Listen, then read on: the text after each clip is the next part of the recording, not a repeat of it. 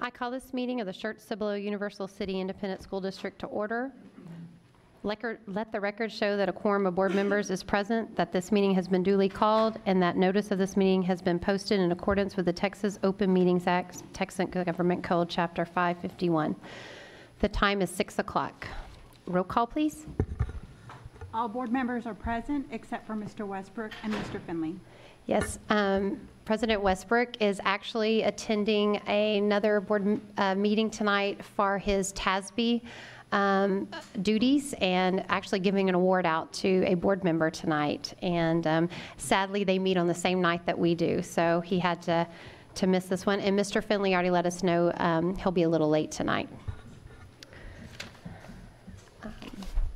We're going to pass off to do our recognition of our student representatives that will be leading our Pledge of Allegiance. Yeah, and I'll introduce the two students, and you can remain seated until the principals tell us a little bit about the students, and then we'll ask everybody to stand for the pledge. But tonight, we're proud to have Nathaniel Nino, a fourth grader from Rose Garden Elementary School. He's accompanied by his principal, Miss Ward, and Madison Bauman, an eighth grader from Corbett Junior High School, accompanied by her principal, Mr. Ray. So we're going to learn a little bit about the students, and then at the appropriate time, we'll ask everybody to rise for the pledge. Good evening, board members, Vice President Dreisbeck, and Dr. Gibson, our superintendent. I'm Cindy Ward, and I am the principal at Rose Garden Elementary, and I wanted to introduce you tonight to Nathaniel Nino. He's a fourth grader at Rose Garden. He epitomizes all the traits of an SCUCISD graduate, but I chose him because of his dynamic leadership. Not only is Nathaniel part of our safety patrol at Rose Garden, he's also part of the robotics club. He loves math, it's his favorite subject, but he also likes playing games, especially with his little brother. Tonight I'd like to recognize his parents, Joshua and Edith Nino. Would you please stand?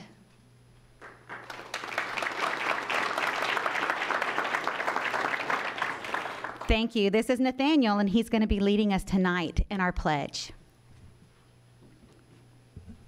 Good evening, members of the board, Vice President Dreisbeck and Superintendent Dr. Gibson. I'm Rashad Ram, principal at Corbett Junior High. I would like to introduce you to our student, Madison Bauman, who is in 8th grade. She's an AB Honor Roll student at Corbett. She's also part of our volleyball team at Corbett Junior High. Her favorite subject is journalism. She enjoys volunteering at the animal shelter in her spare time. She also plays softball, which she has after this. And she also likes to help her mother around the house in her free time when she's not doing anything with school or with softball. She's joined by her mom, Missy Bauman. She's in the back here.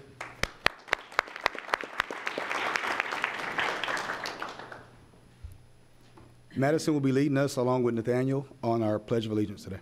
All right, please rise for the pledge.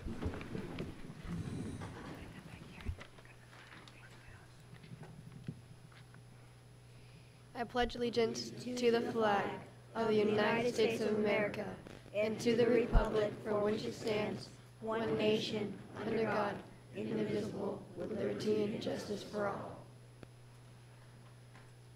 Honor the Texas flag. I pledge allegiance to Texas, one state, under God, one and indivisible. Thank y'all very much for doing that and leading us. And Ms. Ward knows that math is my favorite subject as well, so that's awesome. Okay, next, we just want to welcome everybody here. Again, Mr. Westbrook, sorry that he couldn't make it tonight, but I know we have some in the crowd that are here for student recognition, and we just really appreciate you guys coming. And we meet every month at this time, usually that on a Tuesday night. And so anytime that you can make it, we appreciate it. It's also live streamed, and you can go back and watch previous ones as well. So we encourage any of our parents and community members to do that. We're going to have the Vice President's resuscitation of the district mission, vision, values, and priorities. And so our mission is SCUCISD is a diverse community founded in trust and transparency, commits to empower all students to fulfill lifelong potential through inspiring learning experiences. Our vision is to inspire, innovate, and excel. Our values are leadership, character, commitment, service, and learning. And our priorities, we have 4. All graduates will be college and career and are military ready. Priority 2 is high performing and engaged workforce. Priority 3 is highly satisfied students, parents, and community. And priority 4 is efficient district and campus operations. We'll now go into the belief statements. We believe all students have the capacity to learn and excel. We believe a safe, secure, and supportive environment is paramount to learning. We believe living our core values of leadership, character, commitment, service, and learning. We believe engaging, interactive, and authentic teaching creates empowered, inspired learners prepared for our changing world. We believe technology is a relevant tool that enhances learning in and beyond the classroom. We believe in a professional learning community, PLC, that fosters collaboration for continuous improvement. We believe transparent, clear, and timely communication among all is critical to success. We believe measures of success go beyond standardized testing, and we believe that public education is defined by the local community with limited state involvement. Thank you, trustees, for reading those. And next, we're going to have our recognition of our student representatives for the month of November. Thank you, Vice President Dreisbach and trustees and staff and guests. Tonight, we have Kaylin Vale, a 12th grader from Clemens High School, and Ashley Bewley, a 12th grader from Steele High School. And as they make their way to the podium to meet their administrators to introduce them, I want to add a little bit to our typical comments. And so in our board book, we have an item where we talk about each agenda item aligning to the district strategic plan and what its alignment is. And what we'll do moving forward is make sure that everybody in the room and our staff are aware that a big part of what we do with this portion of the board meeting is recognize these graduates or these students as we work towards the traits of a graduate. So I'm just going to read our traits of a graduate as we introduce them, because these 2 young ladies, as is the case tonight, embody all of these traits. Dynamic leaders help and support others by leading by example with integrity and taking initiative willingly. Self-motivated, possess and practice grit and perseverance through dedication and application of real-world skills. Skilled communicator, communicate with transparency and confidence tailored to the audience. Service-oriented, demonstrating selfless citizenship and a sense of community through volunteering by serving others. And future-ready, utilizing resilience and critical thinking skills to adapt and be prepared for changes in the real world. So with that, we're going to ask, I believe Ms. Simmons is here to introduce, nope, is that right? Yep, Ms. Simmons is here to introduce the first student.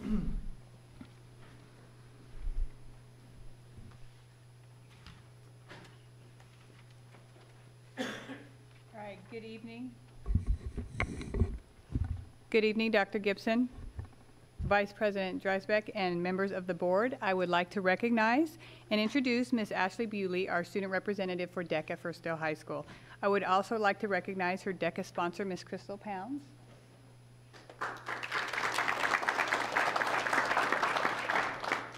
Ashley Bewley is the VP of Leadership for Steele DECA. She helps guide the DECA team. She is in charge of the officers knowing the goals and agenda of the chapter. Ashley also elects leaders to certain events so that they are properly conducted, all of which is to ensure the Steele DECA chapter stays on the path to ICDC or Nationals in Orlando, Florida. Ashley has been in the SCUCISD since her kindergarten year at Wiederstein Elementary School. This district has done many things for her, including teaching her a love for math. In the 5th grade at Jordan, getting her first ever leadership position as Vice President of NJHS at Dobie Junior High School, and preparing her for college at Steele. Her parents are Victoria and Lee Bewley, and she couldn't ask for a better set of parents to love her and help her grow into the leader she is today. From her freshman to junior year, she played softball for our Steele Lady Knights softball team, but decided to focus her time towards something she could put all into her senior year, which is DECA. Not only is she a part of DECA, but also Key Club, Student Council, National Honor Society, and she is also the president of the senior class. She holds other leadership positions as a new student liaison for Student Council and as secretary for the National Honor Society. She has competed in DECA since her freshman year and has advanced to state every single year. After high school, she plans to attend the United States Naval Academy and major in economics. Ashley is planning on pursuing a path in business after her military career, and she is excited for what her future has planned. Ms. Ashley Bewley.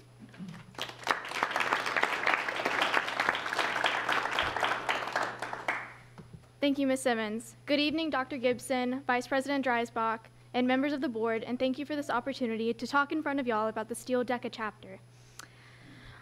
My name is Ashley Bewley, and I'm a senior at Steele High School. As a leader in many clubs and of my class, I have learned the true value of guiding others to success. I thrive on seeing those I have led become victorious. I thrive on helping others to a common goal. I thrive on aiding those in need.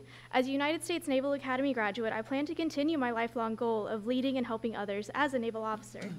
The Steele organizations I am a part of have given me a gift of leadership attributes that I am immensely thankful for and will use for the rest of my life.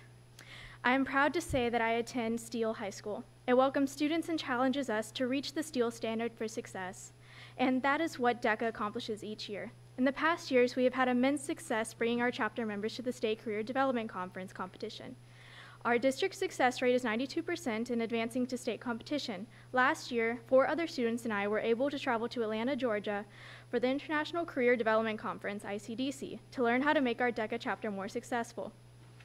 We met hundreds of other DECA chapters, learned their techniques, met entrepreneurs, and inherited the key elements of a successful competitive DECA chapter. So far this year, we have upheld to the higher standards we have set for ourselves and have treated our Steele DECA chapter with more determination than any other year before. We plan to treat DECA like a sport. We plan to practice and train weekly for DECA season so that we can make it to playoffs in Orlando, Florida for ICDC. Our Steele DECA chapter will be more competitive than any other year before. Thank you.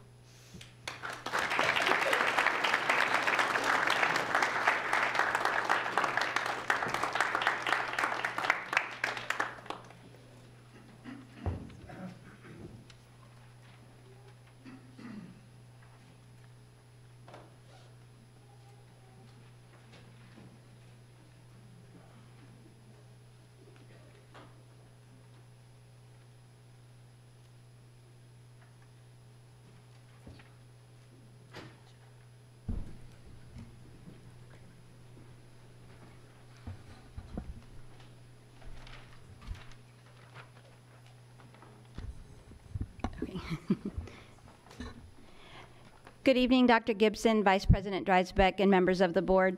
It is my privilege to introduce to you our Samuel Clemens High School Student of the Month, Ms. Kaylin Vale, representing journalism. Kaylin is accompanied this evening by her mom, Melanie Vale.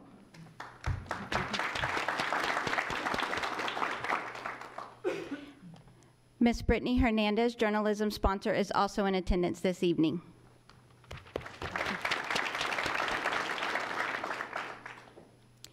Originally, Kaylin did not want to do journalism when she was put into the class back in 7th grade at Dobie. However, she quickly learned that she might be able to foster a newfound profession when she learned the power of the First Amendment, how to interview for writing articles, design and take photographs for the ultimate of presentation via yearbook and newspaper.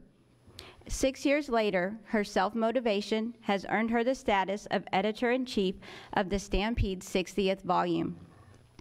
Kaylin is accomplishing all of this while balancing her IB studies, being a member of the Bells dance team, and working as a dynamic leader as one of our PE pals. She plans to attend college after graduation and study occupational therapy. Ladies and gentlemen, I present to you Kaylin Vale.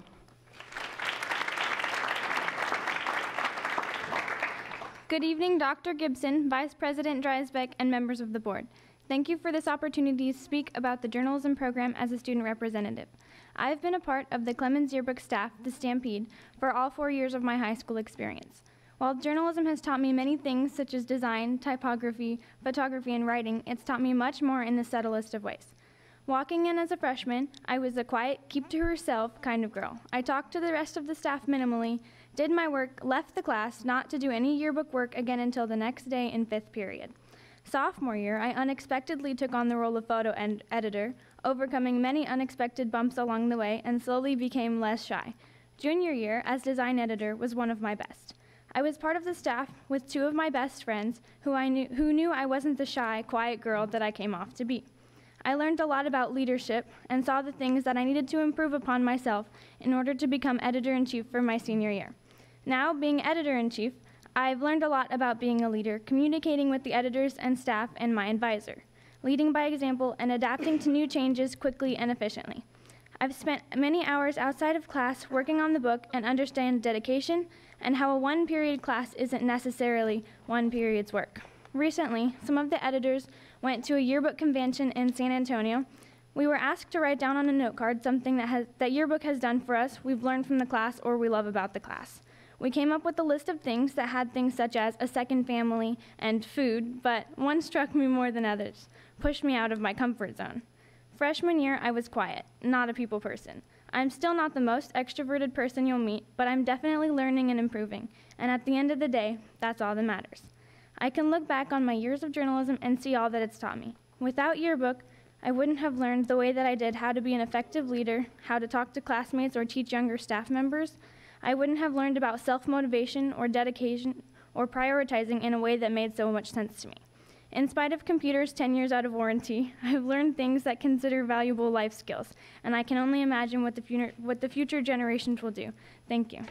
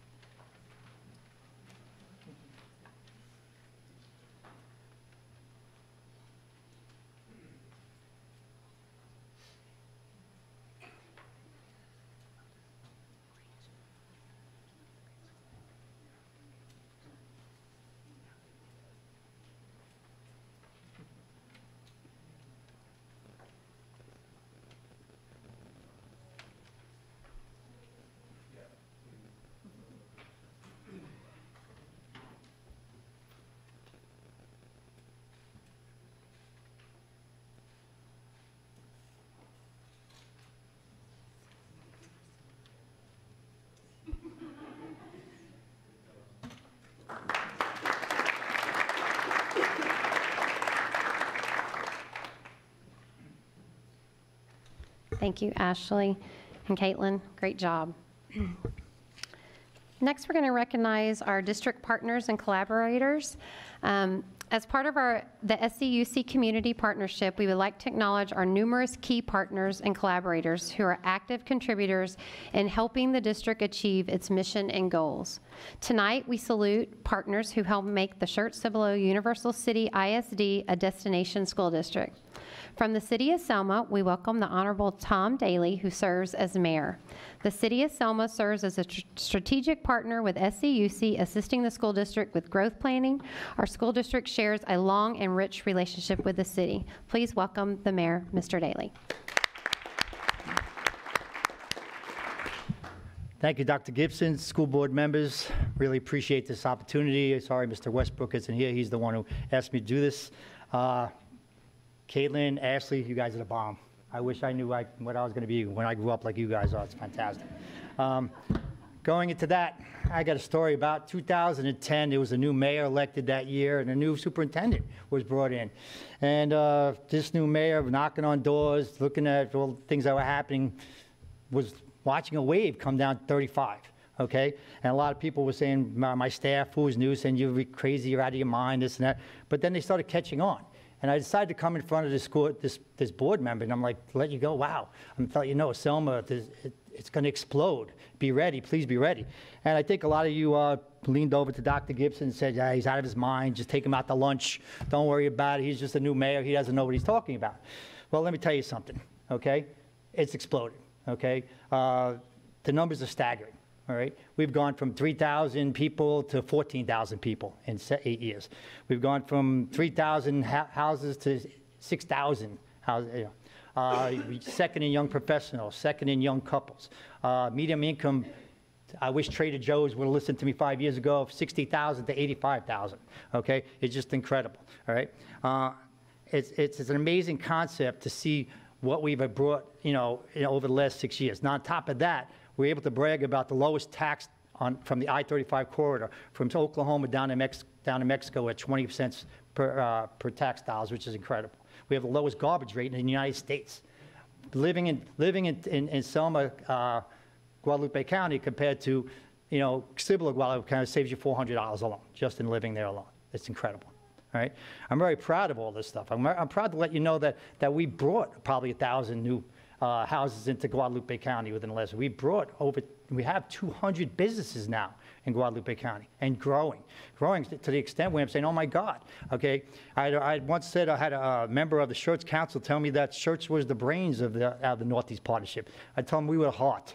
Okay? The way Selma goes is the way everything else goes around here. We're bringing to your city the first Mercedes-Benz of Selma is coming, okay? We're bringing Buyer Boys, all great jobs that are bringing great pay, that's able to shop in the area. It's never ending, it's exciting, okay? With that, we have things that will be happening.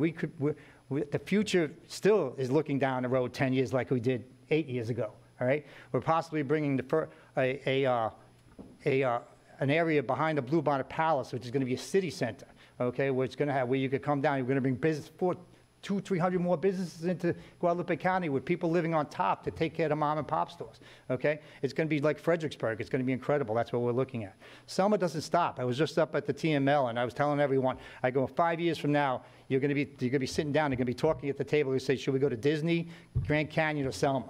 And Disney's going to be really mad at me, I'll tell you that. I'm not kidding around, all right? Appreciate it. One last story I want to tell you guys, it's pretty simple to end this story, is that I had a young lady come up to me. She was Miss Teen Texas, and she asked if she could have a conversation with me. So we sat down, and she goes, Mr. Mayor, I'd like to learn about politics. I go, well, young lady, you came to the wrong place. I'm not a politician. I am the ambassador of my city. Okay, and that's what I am. I am an ambassador of Selma. I go out there and I talk about my city, and I tell people you should live there, and it's a great place. You got great school districts, and everything is going on. When I have an Audi dealership and I have a Mercedes-Benz dealership, start teaching the kids how to be mechanics. My goodness, how much money that's going to be, all right? So it's incredible. And the young lady, I found out later on, to end the story, is she lived in Cibolo, she lived in Shirts, and now she lives in Selma. She finally got the porridge right. That's all I got to say. I appreciate you guys asking me to come out tonight. I hope you guys have any questions. I'm the guy who would stay here for an hour and answer them to you. Know that. I love my city so much. It's a great opportunity to come out here. I wish you guys, if you need me to come out here any other time, tell you what's going on, or have a meeting, we're booming. We're not stopping. 2 by 3 mile city, and we just keep growing. Okay? So I'm really proud to be the mayor there. I'm really proud that what we thought about 8 years ago really came true. And we are ready for it. And you guys are doing a great job here on the school board. Thank you very much. Have a good day. Thank you, Mayor Daley. We have a second strategic partner, and this evening we're also honored to welcome Alan Milan, who serves as one of the Watchdog Dads at Watts Elementary School. Watchdogs is an SCUC collaborator, and it stands for Dads of Great Students. And it is one of the nation's largest and most respected school-based family and community engagement organizations in the country. In fact, our fellow trustee, Mr. Pivito, serves as a watchdog on the campus of Green Valley Elementary School. Please welcome Mr. Milan.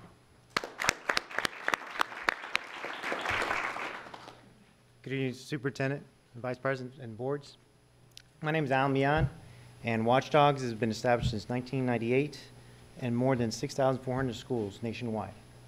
The major impact is impacting the student itself, being a positive role model as a father figure to millions of students nationwide. It can be grandfathers, uncles, stepfathers, and just a male role model. I've been doing Watchdogs for 3 years, and I really enjoy it every time I go. Actually, I signed up today to go next month. Every time you go in to Watchdogs, they have actually an agenda. The administrator or the principal have to approve the agenda. By then, you go to each class and you mentor and encourage each student by either reading, math, or whatever the teacher needs to be there. Ask my son, who's in Watts Elementary, what are the 2 reasons why you like Dad to go?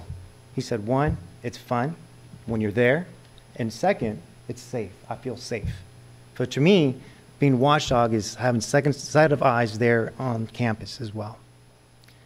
Again, I thank you for having the time here. I appreciate it. Thank you again. Good evening. Thank you, Mr. Milan. Thank you for volunteering at our schools. Thank you very much. Next, we're going to have our recognition of staff and students. First is going to be our principal representatives by Ms. Goldhorn and Mr. Limley.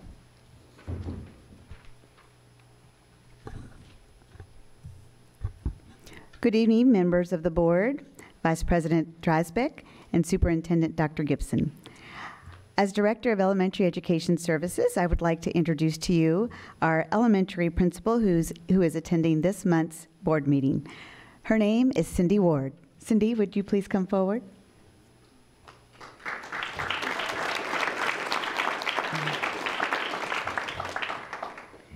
Cindy Ward is the principal at Rose Garden Elementary. She has served 24 years in education and 7 years in SCUC. A fun fact about Mrs. Ward is that she and her husband have 5 kids and 1 grandchild on the way. I'd like to introduce to you Mrs. Cindy Ward.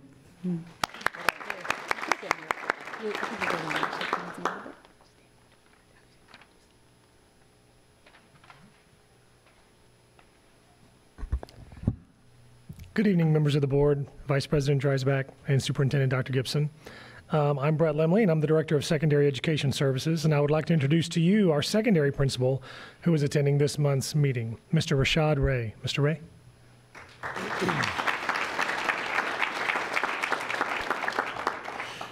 Mr. Ray is the principal at Corbett Junior High.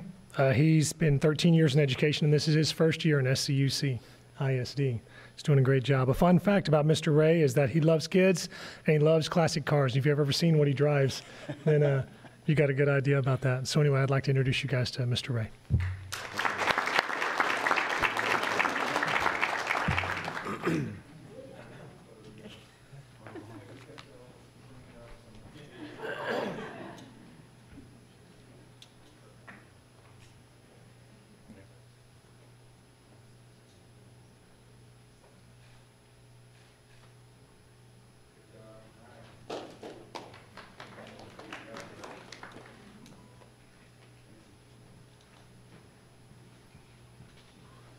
Now we'll have recognition of our student achievements presented by Dr. Limley.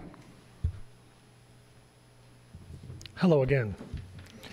Tonight we're here to recognize SCUC ISD students who have earned outstanding academic distinction by making a high score on the preliminary SAT, National Merit Scholarship Qualifying Test, or the PSAT, MNSQT. These tests measure critical reading ability, mathematics problem-solving ability, and writing ability rather than existing knowledge. The National Merit Scholarship Program was established in 1952 to recognize students from all over the country. Approximately 1.6 million juniors and 22,000 high schools participate in the competition. The students we present tonight were selected from the highest achievers across the nation, exemplifying self-motivation and readiness for the future, 2 of those traits of a graduate that we read about earlier today. Approximately 34,000 commended scholars and 16,000 semifinalists are named each year out of the 1.6 million graduating seniors from across the nation. All semifinalists are eligible to advance to the final round and be considered for one of the 7,500 scholarships, totaling approximately $32 million. The National Merit finalists will be announced this spring.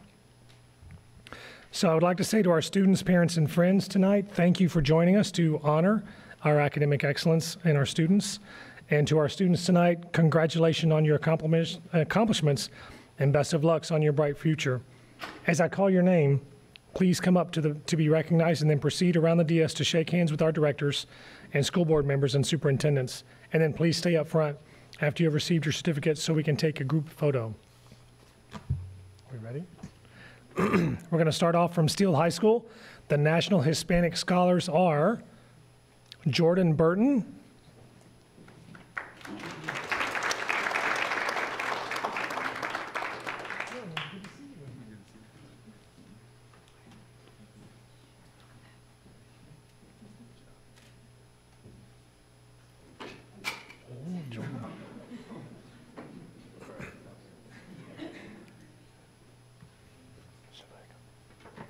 Melanie Donate,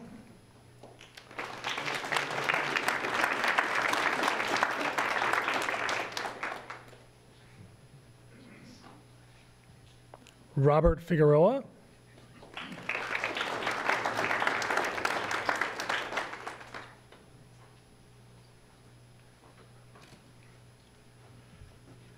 Matthew Gomez.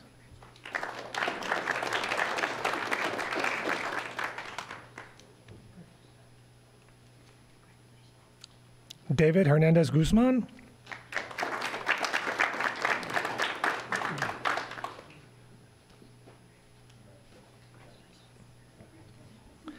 Sadie Johnson.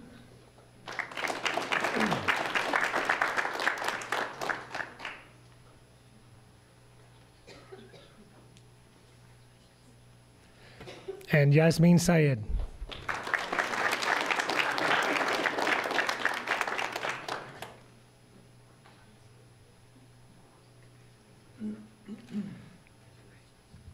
We're going to switch over to Clemens High School now. Our National Hispanic Scholars present from Samuel Clemens are Aubrey Mai,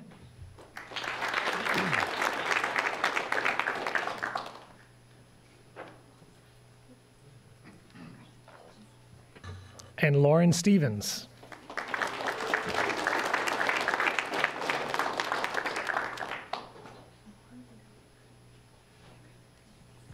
We also have some National Merit Commended students here tonight from Samuel Clemens.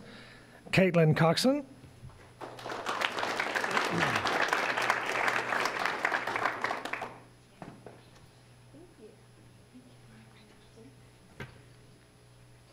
And Julia Yahimovich.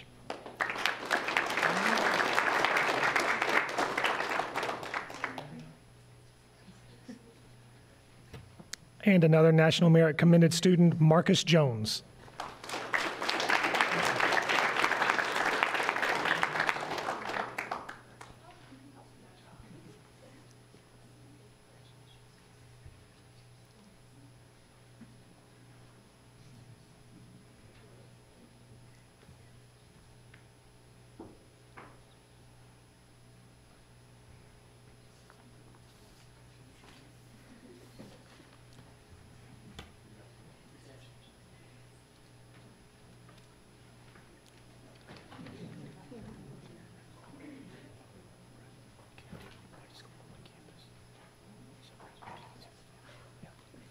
Once again, congratulations. We're gonna go. We'll have our Steele High School guys. Y'all come on up first. Our Steele students, come on up first.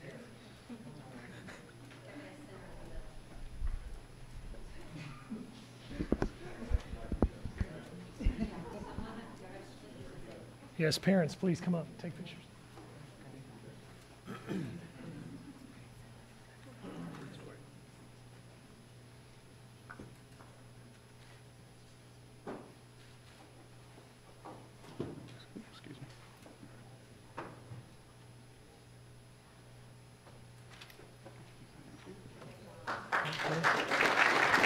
Okay, come these guys. You guys come on now.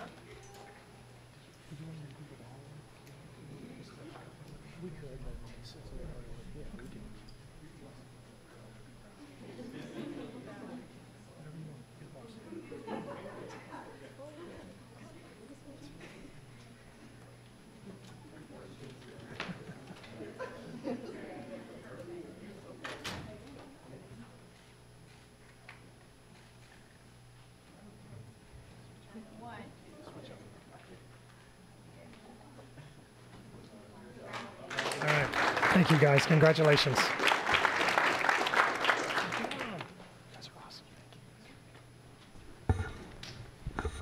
Thank you, parents and students, for coming and being honored. We're super proud of you guys. Next, we're going to move to public comments. The Board of Trustees will now hear public comments. In order to provide consistency and fairness to all individuals, public comments will be heard in accordance with Board Policy BED Local and procedures outlined in the Administrative Regulation BED. Comments should be limited to topics such as policies, curriculum, and facilities. Any direct criticism criticism of a specific employee will not be heard during public comments and should be considered separately as provided in board policy. In this context, individuals are cautioned to not identify any employee by name or by any combination of words or descriptions which could identify the employee to another individual. Public comments will be limited to individuals who signed up to participate in the public comment portion of the meeting before the board meeting was called to order. Delegations of more than 5 persons shall appoint 1 person. An individual who signed up to participate in the public comment portion of the meeting may not relinquish their time to another individual. No public comment shall exceed 5 minutes. To ensure compliance with time limitations, a yellow card will be held up by the board secretary at 4 minutes, and a red card will be held up at the 5 minutes. If you have an issue you'd like to discuss with an administrative staff member, complete the form located on the back of the room and place it. All right, our first one we have is Caitlin and Dawn Horton, I believe.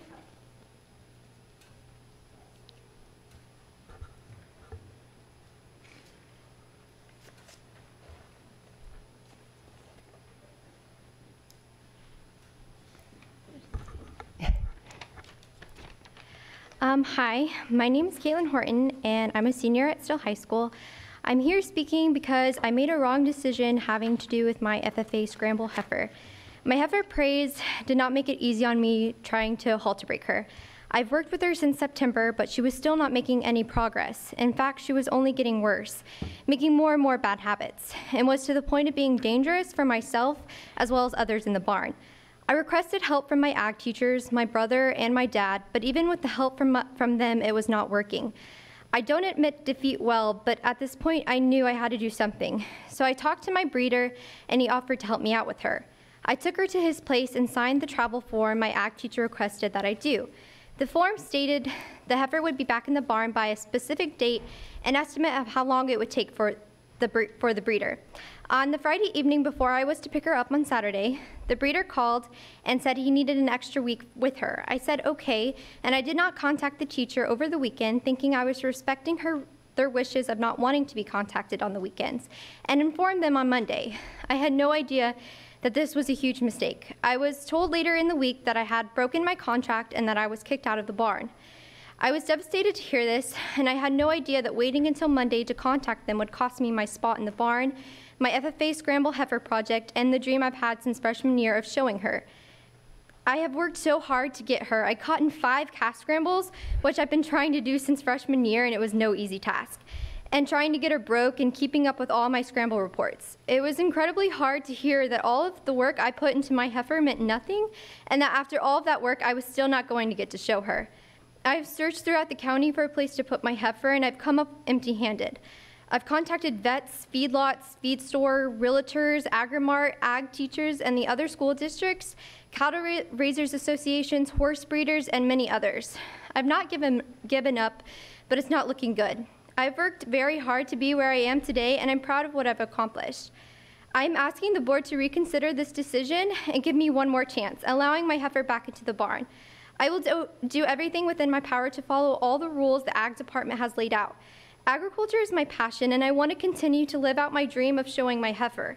My goal is to have Praise be the start of my own cattle herd, and if I don't find a place, then I'm going to lose her. So I just ask that you give me a second chance. Hi, I'm her mom, Dawn Horton. I think y'all can see her passion. I showed for 12 years, so it hurts me to know that my daughter has to give up something, a dream, plus the finance that we have done of a $10,000 heifer, that we then lose all of our money. We are not saying that she didn't do something wrong, but for a student that has never been in the principal's office, that is the president of your FFA, and has dedicated 4 years to this FFA, and has never been written up or anything for one mistake, to be kicked out of the barn and to have her whole senior year wrecked, it's hard. So I'm asking y'all to please give this senior that is an AB honor roll, that does nothing wrong, that represents y'all. I drive miles after miles after miles to take this kid to FFA functions, public speaking, judging, this cow everywhere, that now I have to sit here and see that her dreams are pretty much shattered, which I don't like. So we are asking, please, we have not got anything from the school, so we're asking y'all please to help us give her a second chance at her dream and not shatter something that she can't get back. Thank you. Thank you.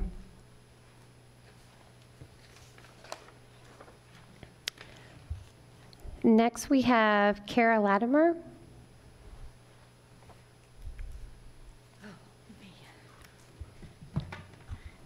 Good evening, Madam Vice President. I'm a little nervous. I'm not supposed to be here by myself, but here I am. My name is Kara Latimer, and my husband and I own the property directly behind Still High School, and we are in line for the toll road. I sent you that email, and I wanted to put a face and a family to those words. We have been neighbors with you for many years. Our children attended Still High School, and we are very happy to have Still as our neighbors. And it has been stated to me that you guys are maybe considering allowing the private toll road company to purchase a piece of the property at Still High School, which I am adjacent to. I feel that I must strongly urge you to use extreme caution with this company. I had in the beginning determined to work with them, and I have since changed my mind, my husband and I. Though there are many reasons, one of the reasons I would like to cite for you is oversight. For instance, as a landowner, as a property owner, I'm looking for who is ensuring that the statutory obligations of a road are going to take place, that all the procedures are going to be followed to safeguard the students and the community at large. For instance, when the city of Cibolo presented to the AAMPO to put this road on the tip on the master plan for roadways, they stated that they would enter into an MOU, a memorandum of understanding, with the city of Cibolo, the Turnpike Company, and TxDOT. That never occurred. TxDOT does not have oversight or any MOU with those entities. So the city is doing what it wants, and the Turnpike Company is doing what it wants, which if it was all good and in line with what should be done, we wouldn't have had newspaper articles about fraudulent environmental risk assessments. And I can address that specifically by saying these factual statements. The company that did the ERA, the environmental risk assessment, is not licensed to do engineering work in the state of Texas. And this is what we were presented as a city to go by. There is tremendous amount of conflict between Schertz and Cibolo. There is tremendous amount of conflict within Cibolo's city council itself. This is not the way professional, community-driven projects are spearheaded or started or implemented.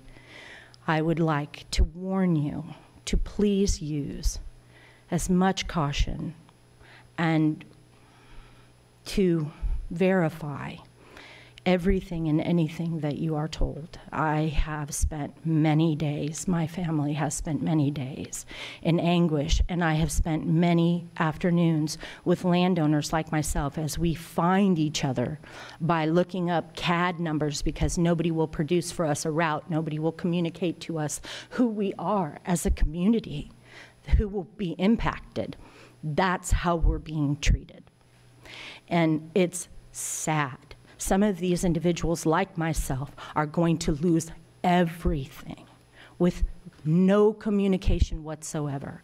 So, in closing, I would like to strongly urge you to use caution, and that I do not believe that it would be in the best interest of our school district or the education and safety of our children to enter into any type of agreement with them until they have cleaned up their act and been able to build friendships and bridges between the city of Cibolo, the city of Schertz, and the landowners themselves. I know that's not perfect, but if you have any questions, please ask me, because I've unfortunately learned a lot about this process. And it's bad. It's bad. You all have my email. Feel free to ask me any questions, to contact me anytime. I've been working with my County Commissioner Wolverton and Judge Kutcher and with Mr. Wolf at the AAMPO and everybody and anybody I can to help build community communication about this. Thank you so much. Thank you. And thank you for your previous email as well. Next we have down a superintendent update. Yeah, thank you, Vice President Dreisbach. And just in way of being brief tonight, I just will present this document to you, and we won't go through or read it, but I just wanted to highlight, I think each month under the superintendent's update, we're going to try to really focus on two things, and one are the areas of focus, and I'll have that as part of the report in December. And then we started a new protocol called Tough Questions, and so we're soliciting questions from our administrative team, from the front line, and then we're trying to make sure that we get the responses to those turned around. So this was in last week's board update. I just wanted to give you a hard copy of it so that you could see, and then we'll try to get a little more systematic about them on a monthly basis moving forward. I thought you might like a hard copy of that set from last week's board meeting, and then like I said, we'll try to get in this 30-day cycle with the tough questions. I think it's a really good protocol. It lets us know what's kind of out there and on people's minds, and then it gets us to talk as a senior leader team and make sure that we've really listened to our front line before we put the responses back out to them. So that's my report. Thank you, Dr. Gibson. Next, we're going to have a public hearing on... sorry. I hate to kind of do this, but can I just make a comment real quick? Yep. It may just be the wording, Dr. Gibson, but obviously I haven't had a chance to read this whole thing, but the thing that just caught my eye here is that on the TRE election, basically the board considered it, and it was ultimately tabled by the Board of Trustees. Yeah. It may be semantics, but we technically didn't table it for another day. We just from Robert's didn't pass rules. Does that make sense? I just want to make sure. We'll change the word table. Yeah, just something to I understand it, the intention is to bring it back at some point in time. That just wasn't technically what the board did. But yep, got it. Okay, no big deal. Yep. Thanks. Thank you, Mr. Inman. Next, we're going to have our public hearing on Schools First Financial Accountability Rating System, presented by Ms. Maloney.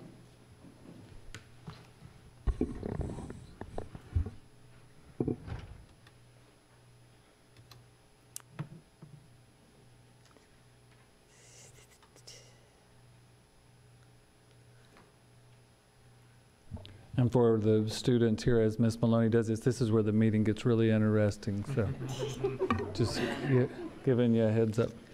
You're getting ready to be really excited. This is a great presentation. I am happy to present the first rating. By statute, we do a public hearing every time they release these ratings every year, and we do have copies in the back, and I think that Priscilla's going to put those back there if anyone in the public would like to look at those. So what is Schools First? It is a financial integrity rating system of Texas. It's the 16th year that the state of Texas has assessed the financial health of every single school district, public school district in the state, public charters as well. The primary goal of the FIRST system is to this is kind of interesting, to make it very crystal clear about what's going on in the finances so that you'll understand the complexity of the accounting associated with Texas school finance systems. So at the end of this, there'll be a test to see if that is exactly the truth. It's still pretty complicated, but we'll make it as simple as we can. School districts are required to hold a public meeting to publicize the financial report and the rating, and that is what we are doing this evening. And at the conclusion of this, the public is able to come and make comments based on this presentation. The possible ratings are superior, above standard, meets standard, and substandard achievement. Schertz-Cibolo received a superior rating from TEA. We achieved 100 of 100 points in the indicator system. And always a reminder that the ratings are based upon financial data really 2 years back. So these are the ratings from the 16-17 fiscal year. There are 15 indicators that are used in the school's first rating. And that's a breakdown of the public school districts in Texas, with 837 receiving an A, 117 a B, 63 a C, and 5 receiving the F rating. So we're just going to go through these really quickly. Was the audit filed in the timely manner to the Texas Education Agency? Yes, our audit was filed 12/27/2017. In that audit, was there an unmodified opinion? And that's a good thing. Yes, we received an unmodified opinion or a clean audit in auditor's terms. Did the external auditor report any material weaknesses in internal controls? The external auditor reported no material weaknesses, and so that is a yes. Was the district in compliance with the payment term of all debt agreements at fiscal year end? And we were. Bond payments were made in a timely manner, and we had no disclosures in the AFR concerning default or debt agreements. Did we make our timely payments to the TRS system for teacher retirement, the Texas Workforce Commission, and the Internal Revenue Services and any other government agencies? And yes, we made those payments in a timely manner. Was the total unrestricted net asset balance in the government activity column in the state of net assets greater than zero? Yes, it in fact was. The district passes this automatically because of our change in students. We grew at a rate of 7% or more over a 5-year period, but we pass it on the other indicator as well because we're able to back out our accretion interest and our CABs and our pension liability. So that is a positive number for us. Was the number of days of cash on hand and current investments in the general fund for the district sufficient to cover operating expenditures? And this is one of our top 10 questions that we just covered in our workshop last week. The number of days of cash on hand through this measure was 170 days for the 16-17 school year, which equates to about 5 months.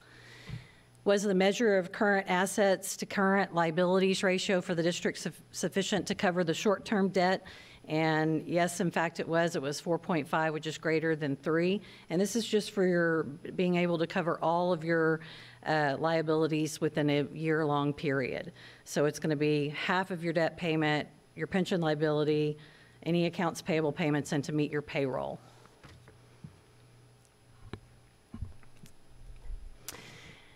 Number 8, was the ratio of long-term liabilities to total assets for the district sufficient to support long-term solvency? Yes, the district, if we weren't a growing district, if our enrollment was not changing over time, we would only have received 2 points for this one because of we do have a significant amount of debt, but our district receives all 10 points because we are fast growing and our change was 14.22%, which is greater than the 7% threshold for student growth.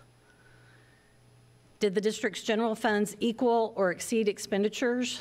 If not, was the district's number of days of cash on hand greater than or equal to 60 days? The district's general fund revenues exceeded the expenditures by approximately $826,000 in the 16-17 school year. So we did meet that criteria in indicator 9. Was the debt service coverage ratio sufficient to meet the required debt service? And yes, it was. This just indicates that we do have reserves in both the interest and sinking side and in the general operating side to be able to cover our debt service payment during the 16-17 school year. Was the district's administrative cost ratio, we've talked about this quite a bit, equal to or less than the threshold ratio? And yes, it was less than the ratio required for the maximum points. Indicator 12 is, did the district not have a 15% decline in the students to staff ratio over 3 years? Again, we have covered this a little bit in the staff to student and the student to staff ratio in our top 10.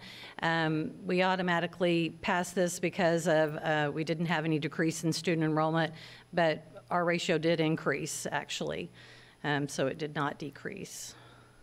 Did the comparison of PEMS data to like information in the district's AFR result in a total variance of less than 3% of all expenditures by function? Yes, our PEMS data passed the data quality measures, and it's like, I think we were 0.00004. That's how close, I mean, we didn't have any variance at all. Did the external auditor indicate the AFR was free of any instances of material noncompliance for our grants, contracts, and laws related to local, state, or federal funds? There were no material noncompliance in these areas. This is where they rotate between food service, special education, and our title programs to look at those, make sure we have compliance with federal funds. And did the district not receive an adjusted repayment schedule? Again, this is one of our top 10 questions when we're talking about overpayment from the state from the Foundation School Program. No, no adjusted repayment schedule was received. We are in compliance with the spending formulas. And remember how we talked about that money, just if we are overpaid, it rolls forward and we account for that. So I wanted to call those items to your attention. So the results are 15 out of 15, 100 out of 100, 60 points minimum to pass, and a rating is superior equal A. Coming soon to 2021, we have new indicators coming on. And the funny thing about this is we won't be looking at these until the 22-23 school year. But for the changes in fund balance, we'll be looking at 3 years, and this is the first year. So it does have relevance, and I wanted to bring those to your attention tonight. So we have changes in fund balance over a 3-year period, and we'll be talking to you about those. Your variances and budgeted to actual revenues, 3-year averages. So starting in this school year, we'll be looking at that. We'll taking a deeper dive into debt ratios, looking at enrollment variances. We talked about this a little bit in the top 10 where we have to plug in our numbers to see what the state's going to give us back. Required financial postings on the district website, and we're going to start this during this budget cycle, reporting to the board about discussions on property tax values and the funding lag on those. So wanted to just kind of point those out to you. They seem like a long way away, but they matter right now during this school year because we have to start watching those things. The disclosures in the first are the superintendent's contract, which is posted on our website and is included here in the first report. Our disclosure 2 are the reimbursements received by the superintendent and the board members for fiscal year 16-17. Ms. Seaver, you were not on the board at that time. Everybody else, I believe, is there. No, Mr. Finley is not there either, so that's that. The disclosure 3, we have none to report. It's outside compensation or fees received by the superintendent. Disclosure 4 are gifts received by the executive officer and board members. We have none to report there. Disclosure 5, none to report, are business transactions between school district and board members for fiscal year 16-17 or the 17 fiscal year. And at this time, I will move over here, and if there are any questions or comments from either the audience or the board. Yes, board members, any questions, comments? So Paige, while we're waiting for audience members to line up, I'll make a couple of comments. It was very exciting, though. Yeah. You know, sometimes I think these get a little rote, and you know, we can kind of start taking for granted that we hit 15 out of 15, and that's exactly 100%. And those items, I had a really strong reminder last week working with Paige on the phone calls with Moody's and Fitch, and it strikes me that if you didn't have 15 out of 15, that you might be answering questions if you had 13 out of 15 or if you had 12. And we didn't have any questions whatsoever mentioned about our first. And I think they actually cited that, you know, tough times in the state and tough times, you know, period, but because of strong financial management that they're going to keep our ratings the same. So what that translates to is our credit rating is good, and we'll sell bonds the day after tomorrow, I believe, and we should do well. The problem is that if your credit rating changes or is downgraded just prior to a sale, that can hurt your sale. So we try to have the best credit rating we can going into that sale to achieve the best percentage that we can for repayment. So congratulations to you for holding that rating solid from both Moody's and Fitch. Great job, Ms. Maloney, and your team on all the work that I know that goes into it, even on the ratings. Hearing about y'all's phone call, even with them. Any public comments? I think Ashley has a question about administrative cost ratio. Ashley. No, I'm just kidding. Yeah. Okay. Thank you, Ms. Maloney. Okay, next we're going to do our review of trustee visibility and commitment within the district, the community, and with other governmental entities during the previous month. Mr. Pivito? Okay, real briefly, which I can never be brief, but anyway, Watchdog, I did my Watchdog thing at Green Valley Elementary. It's always a big day, a lot of fun. I was also fortunate to do a high-level rounding at Wilder Intermediate School, and I have one high-level rounding at Watts Elementary coming up on Thursday. I was able to attend the Foundation Casino night. It was a very good night. We had a really good crowd, and I know a lot of the administrators were there, and we do appreciate y'all coming and supporting us. We really do. I think you guys had a pretty good time, Mr. Linhoff. And was just saying. And I went out to the Ag Fair. It was like we got the 40-year flood that day. I mean, it was just really a nightmare. So that was kind of a bad decision on my part. But the kids were being taken care of. That's the main thing. And I did also have an opportunity to read at Rose Garden Elementary School in Miss Pratt's second grade class. Being second graders, they could help me with the big words, which was good. And then was able to attend a field day at Green Valley Elementary School on the first really cold day that we've had. And it was the day after Halloween, which I thought was a really good idea to have first graders out doing field day on the day after Halloween. It was great. It was cold, but it was great. And then was able to attend.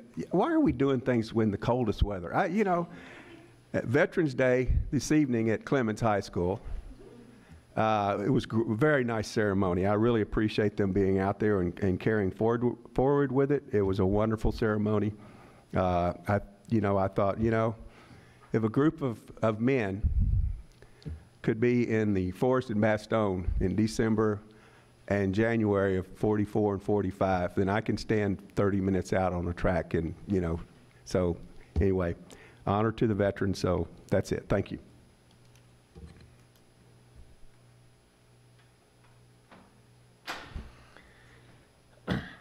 I got to do a couple of coin tosses, once with Judge Kushner from Guadalupe County, and once with Sergeant Del Rio, who is a retiree, Marine Corps retiree who's a double amputee. It was kind of neat for him to walk out there and do the coin toss. I did some high-level rounding in fine arts, in counseling. I got to go to Dobie to sub for somebody. and I got to go to Pascal and Pascal, sorry. I did a Northeast Partnership luncheon. I always like to joke with Mayor Daley when he's there and throw the name Selma into when I introduce myself. He wasn't there, so I didn't do it. We had a Communities and Schools Board meeting this morning. I also got to do the Schertz Veterans Day ceremony, and the Junior ROTC, Clemens Junior ROTC was out there for that one, and it was a little cold there on Monday morning also. And the Tri-County Luncheon, Chamber Luncheon today. I was able to go to the Veterans Ceremony at Wilder last week. That was a really good ceremony. They always do a really good one. I did the NHS induction at Clemens. I was glad to see a lot of our students get inducted. Did a reading over at Rose Garden. I know I want to call it Garden Ridge. At Rose Garden, they were really cute, and not to be outdone, I heard Robert Westbrook take stickers, so I took stickers too. I took 2 stickers for everyone. Yeah, I heard about that too when I read it Rose Garden. They said Mr. Westbrook brought stickers. Well, you know, I didn't know. I don't think the teacher's going to appreciate candy. Did a couple of roundings, enjoyed those. Went to the Ag Fair, the CAC, and I do a couple of committees in the town. I do the library board as well as the historical preservation committee. And what is kind of neat right now is we have students who wrote essays in conjunction with the historical preservation committee. They do a yearly essay about shirts, or they have the kids write essays. Right now, over at and they already actually did it, some of our students were recognized for their essays. And what I thought was kind of cute is I actually got a chance to sit and judge some of those essays. Some of them were about the library, so I told the library committee that some of the essays were about the library, and they were kind of tickled about that. But one child wrote about Ruth Tenure. She has been on their board for probably, I think, 35, 40 years. And they wrote about her, and she is responsible for why we have a library. And so I told her about that, and she thought that was really sweet. So it kind of came full circle for her. She was just tickled that they wrote an essay about her. She's like, really? I was like, yeah. So that's what I did this month.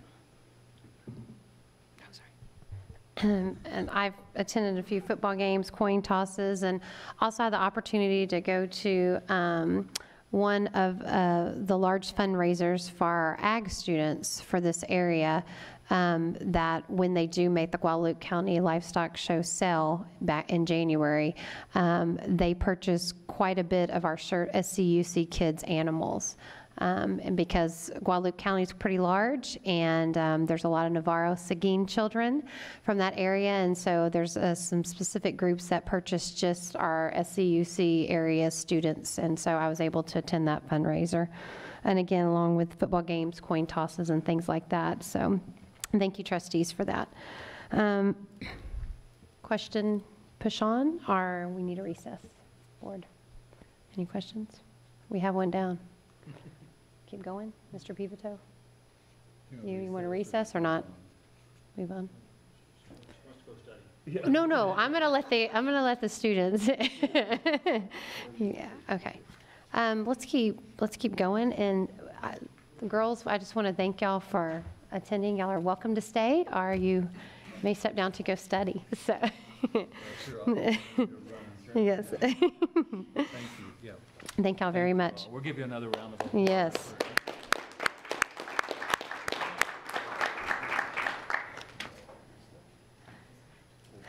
All right, we're moving on to new business, and our first will be a report on the 2018-2019 District Strategic Plan Scorecard, Priority 2, Goal 2.1, presented by Dr. Edwards and Ms. Cannon.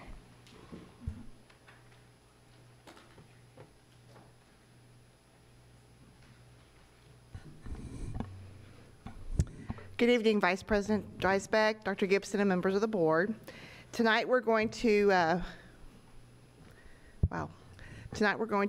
go over our Priority 2 with our strategic scorecard. And I think we're ready to begin.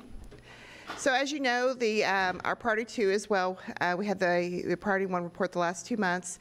And our priorities reports are based on and anchored really in our mission, vision, values, and our belief statements.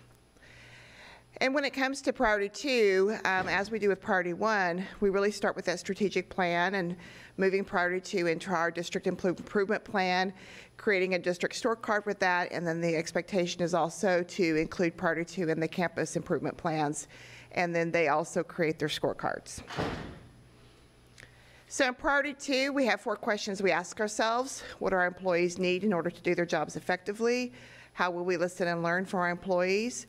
How will we know if our employees are fully on board with the vision of the district? And how will we continuously improve? So looking at Priority 2, we have one goal, And that's to annually increase the percentage of participants who respond in the top 3 of the 7 scoring bands in workforce satisfaction on the SCUC annual survey. So we're looking for those positive comments in the 3 different areas. So this last year, the data, we take the survey in the spring of each year, typically at the end of March, first part of April. And this last year, in 2018, we were overall for satisfaction at a 69%, which is the same as we were in the previous school year.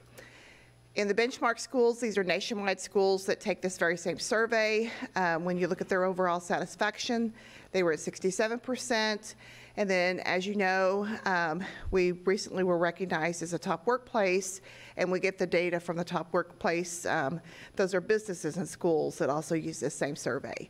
And so looking at the businesses and schools, they were at 74%. So when you break down the data overall, these are the statements that had the highest ratings from the survey. There was a new question on it this year, which is the second one. SCUC is dedicated to diversity and inclusiveness. I was pretty happy to see that we came in at 79% on that statement for the first year. And what's interesting is last year when we did a lot of listening and learning with our staff members, even though this has been a strength for us under the My Manager questions, if you look at those, you'll notice that they had slipped a little bit this last year, still pretty high, but they had slipped. And on our data from the listening and learning opportunities we took across the district, that actually came up as a theme of, you know, we don't want that to not get paid attention to because we don't want it to continue to go down. So I was happy to see after us listening to that this next year, that data did come back up. Under our lowest areas from the survey, there was 11 because there's 2 that tied at 72%, but these are the lowest areas. You'll see the benefits came in the very lowest, and then there's actually that second question was new again this year, which I think is a great question to ask our staff members. Meetings at SCUC make good use of my time, and I think at 53%, that would be one that we'd want to take some focus on. So just looking across the board there, benefits and pay have always been probably on the lower end.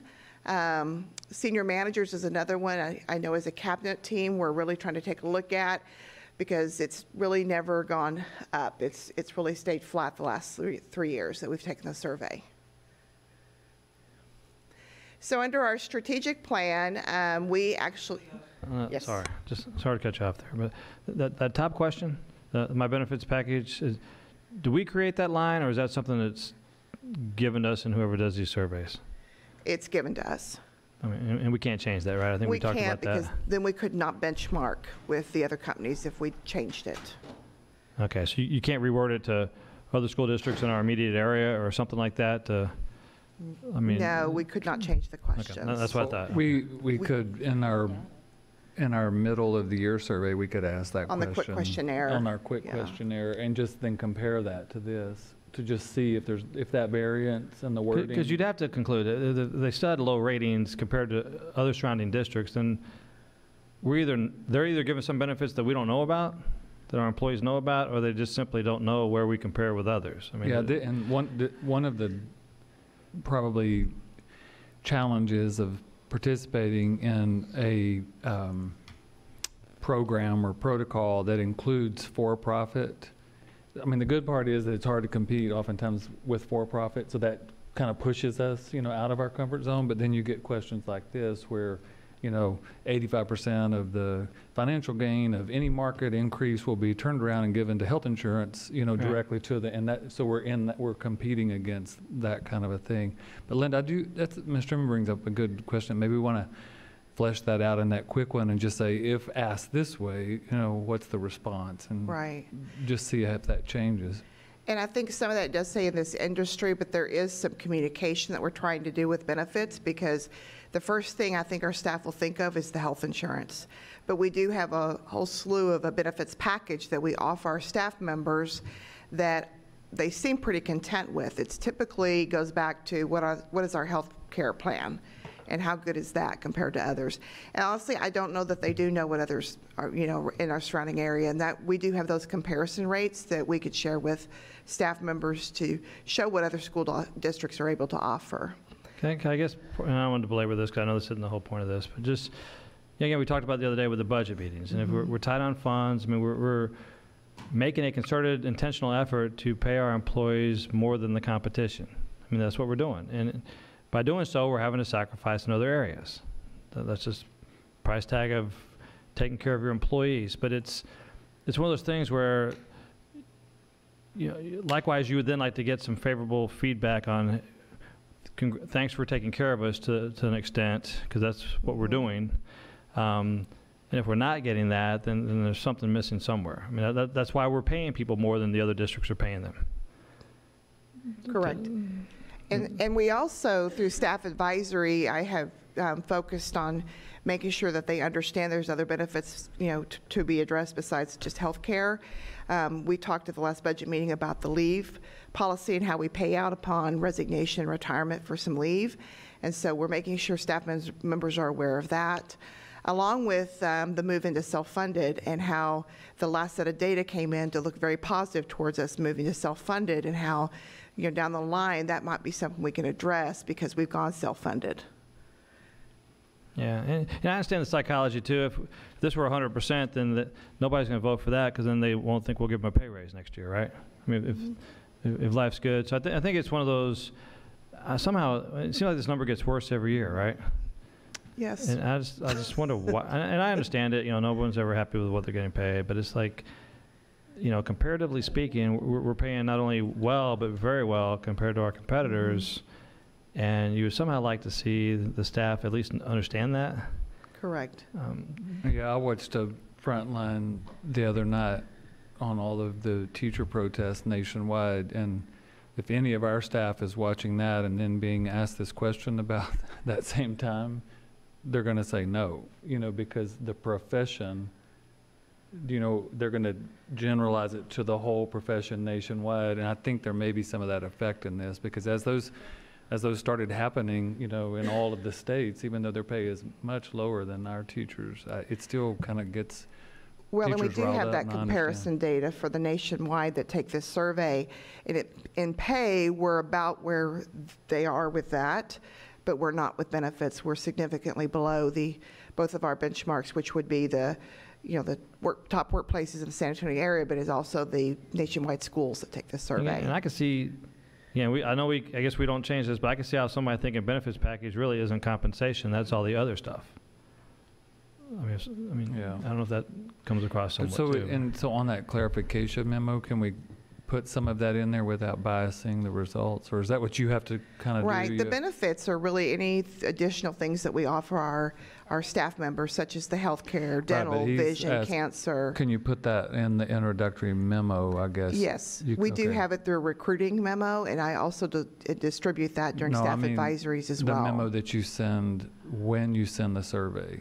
Oh, yes. That's what I'm saying. And so will the company say, no, that's too much bias? No, we can create our own email for that. So that may get a little more explanation up front when we're asking this question. This is what we're talking about. Right. Yeah, because I noticed that third question, you know, my pay is fair for the work I do, that number is also decreasing. Yeah. Significantly. I mean, I would just say maybe not so much with that's a danger sign for folks that are going to potentially leave teaching or leave the school business. I mean, it's one of those things where if that number just keeps dropping, I know we have a good retention ratio, so that kind of tells a story. We do. But those numbers just seem to be getting lower and lower. Well, you know, I've been on both sides. I've been in the education world, and I've also been in the private business world, and there's good and bad in every organization as far as salaries and benefits. You know, a teacher going into a classroom, typically their salary is going to be higher than most entry-level positions in most situations, other than if you're you're an ultra professional, many-degreed, you know, highly technical situation. Teacher has a lot more, I think, responsibility than a lot of those entry-level positions that do. So certainly are deserving of the salary they get. I think it's the benefits, because our hands are tied. We can't offer bonuses. We can't do it. Private businesses, you know, for-profit businesses can do that, and they do it. And there's a lot of competition in that, and I've been on that side of it too. Districts in other states can offer bonuses, can do things that the state of Texas just does not allow us to do. And I don't know how you answer that. I don't know how you solve it. And it's all staff members that do take this survey, so Yeah, it's not just the teachers. No, I understand, and it's just, Yeah. you know,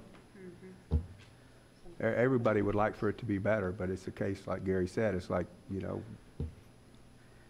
a dollar will only go so far, but, you know, we're working on it, I hope.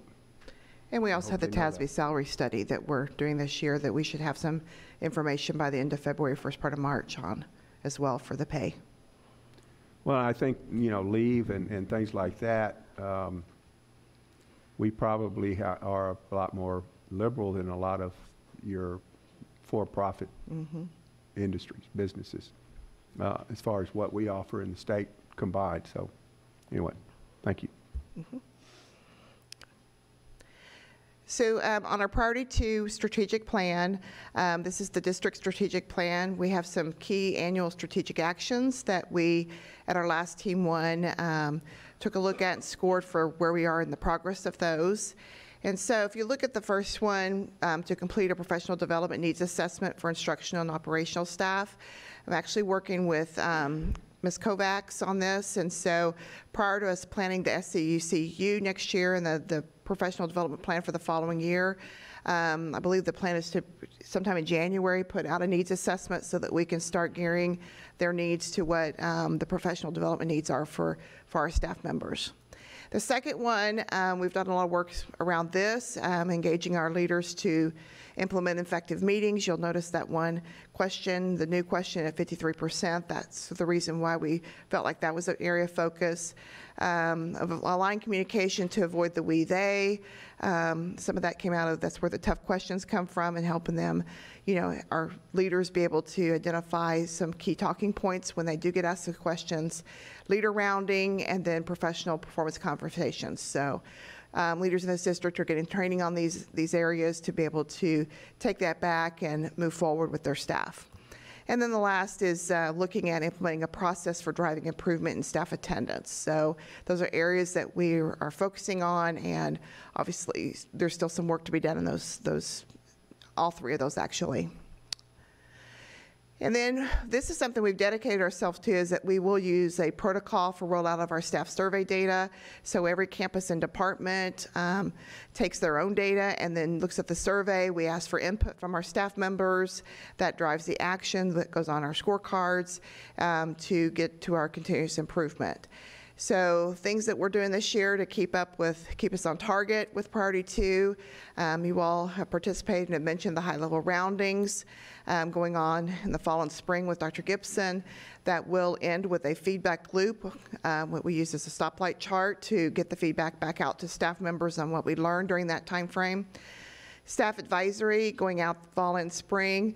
We use the SWOT analysis to get feedback from staff members here, and the quick questionnaire, which Dr. Gibson was just mentioning, as far as trying to get kind of a mid-year check on where we are with especially those lowest areas of concern.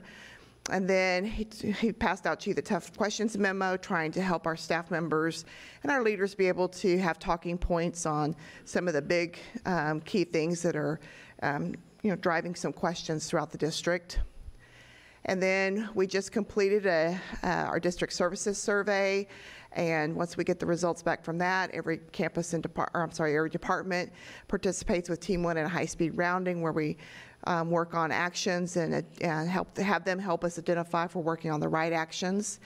And then we're looking at the retention rate of staff. We've always looked at the teacher retention rate, but we're going to move that into looking at all staff members and the retention rate to make sure that we, are keeping, all staff involved and wanting to be a part of SCUC. And then our staff attendance rates themselves, just making sure that we're taking a look at, and they're actually on priority reports for our campuses and departments as far as looking at their attendance within their campus or department.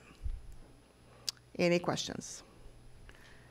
Ms. Cannon, there was a slide that had like 3 different things on there. One of the part was about communication, and this one right here. Yes, thank you. And I meant to, we skipped over the correspondence part of the agenda, which was fine. But I was going to bring it up then. But I noticed on that social media, www.url, whatever it is, Twitter world, we have a lot of staff members who do use that, I think, very effectively in communicating things that are going on in their school and their campus. We have, I know Mr. Saunders and Ms. Shirazadi at Clemens and Ms. Cervantes at Steele, Ms. Pratt at Rose Garden. I know there's a teacher at Green Valley Elementary with Dr. Burkholder that do communicate with faculty and things like that, and they do ongoing communications about things that are going on, and I've just noticed a real uptick in that. I think it's a really effective way of communicating what's going on. People see those things, and I do. I'm very interested in what it is, what I'm seeing, and I just think that's very, to me, that's aligned communication, and there's a lot of leadership out there, I think, that's not really, I don't think they're doing it to show that. I think they're doing it to communicate, and I just think it's a really excellent tool, and I think they're doing a very good job with it. So I just wanted to add that part. Okay. Any other questions? Statements? Thank you, Ms. Cannon. Next, we're going to have a November construction update by Mr. Pruski. I don't see Mr. Mosley's here.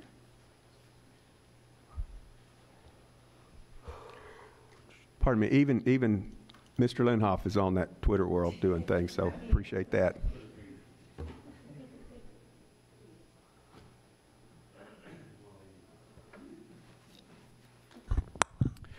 Good evening.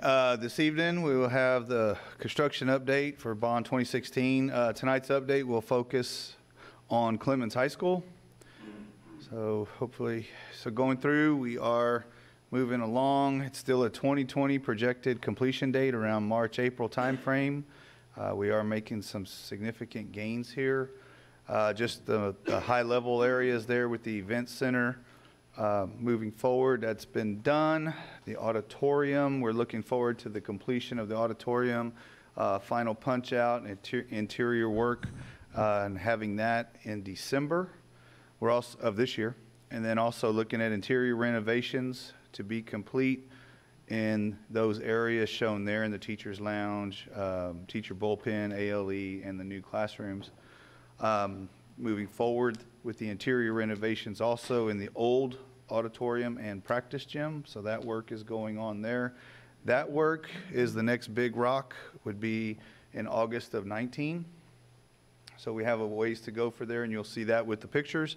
And then the west stair enclosure, construction has begun on that, and you'll see through the pictures as well. We've had some Mother Nature events, as previously noted by Mr. Pivito, that has affected some of our outdoor work. So again, the event center to the left, the gym to the right, the fine arts segment. And then inside the maintenance drive area, what you see here right smack dab in the middle, this should be where the bridge, or will be where the bridge will be connecting. As you can see, the footing out there is a little treacherous right now, so due to the inclement weather that we've had. So coming around, this is the backside of the auditorium. So here's your, I can never say that word right, but it's where the rigging is and all the, that's the high areas for the auditorium. And then the inside. So this gives you a view from on the left, from standing in the back, looking forward to the stage, and then from the stage looking up towards the back. So you can see the layout of that auditorium. And like I said, very close to being complete. Some views of the railing systems there, the steps, and the seats. So very happy with that product. Here you have the, on the left, the stage riggings. You can see the high areas there. And on the right, this would be the black box with the rigging for the lighting up above there. So that's coming along nicely as well. Then we kind of get inside where it's not as nice. So we are, but it will be. We're looking here in renovated areas. This would be in the B wing. This was what was the boys and girls locker room, and it will become new combi labs and science prep rooms, as well as a few classrooms there. So just giving you a little framework of where we were in the building.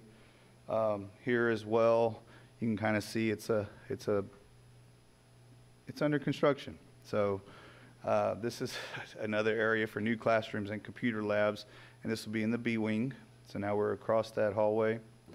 And then moving forward, the upstairs B wing, the classrooms here being expected to be completed in December of 2018. Okay, all right, he says yes. Interior finish out there, and this will be our HOSA and combi labs with some HOSA preps and the forensic science, as you can see in there, as well as the juvenile, or the justice classroom, sorry. So then moving forward here, you can also see evidence of our work going on. So this is more renovated areas in the B wing for the computer labs and department offices, as well as a new IDF room. And then here that gives you a view of what will eventually be the new courtyard. Then in the back over here, this is the old gym. So working forward, and you can see the evidence of the trenching going on with all the water and all the fun there. So what's going on inside the old gym? Well, they've performed the pier work, and now we're working on the suspended slab. Again, this will be the culinary arts area. This will be that'll be the anchor lifetime nutrition and wellness classrooms.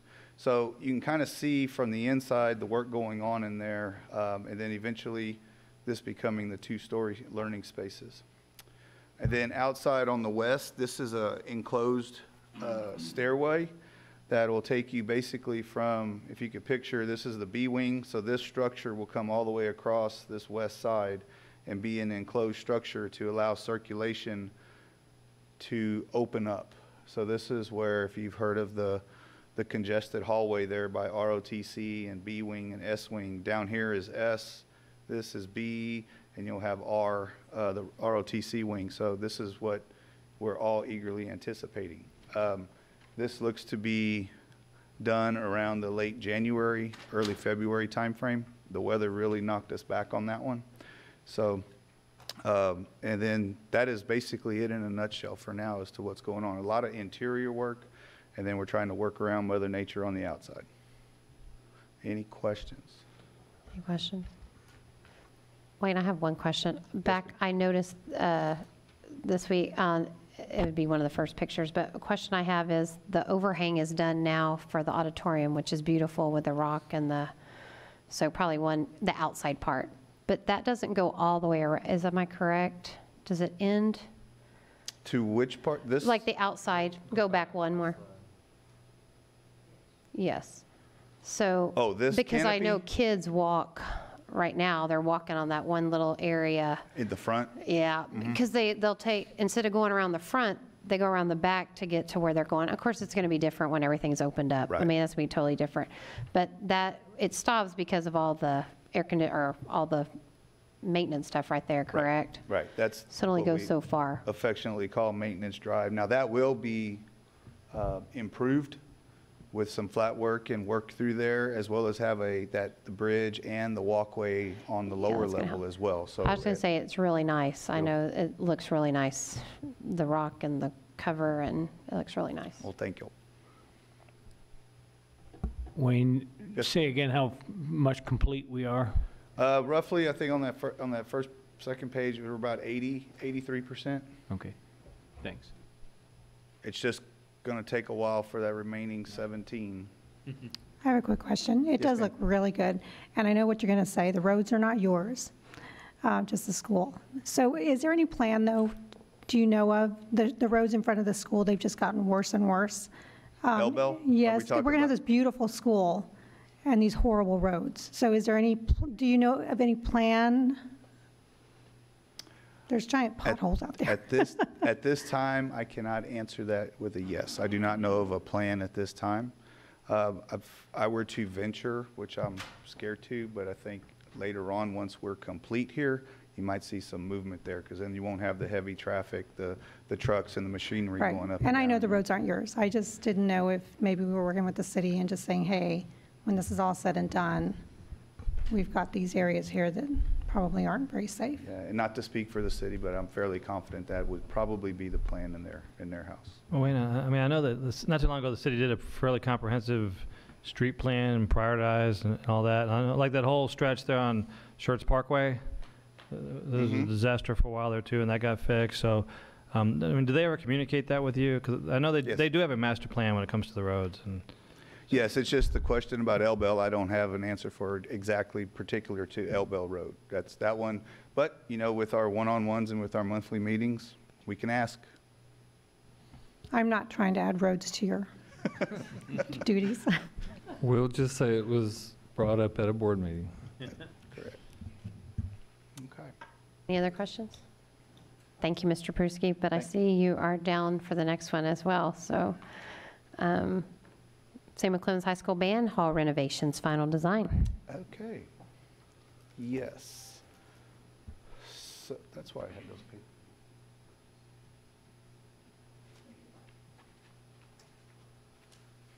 So,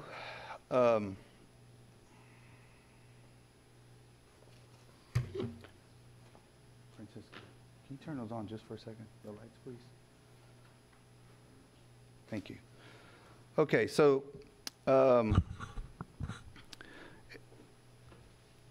at the August 21st, 2018 board meeting, the board approved the conceptual design for Samuel Clemens Band Hall renovations and additions.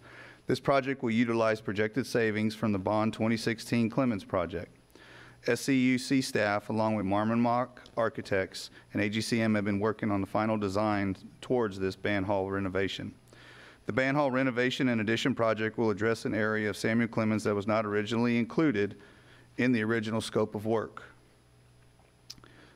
Okay, so in the original scope of work for Samuel Clemens additions and renovations. Marmon Mock, along with staff, have been working towards the final design, and we're prepared to show you as a discussion item this evening the status and the progress that we have made regarding this.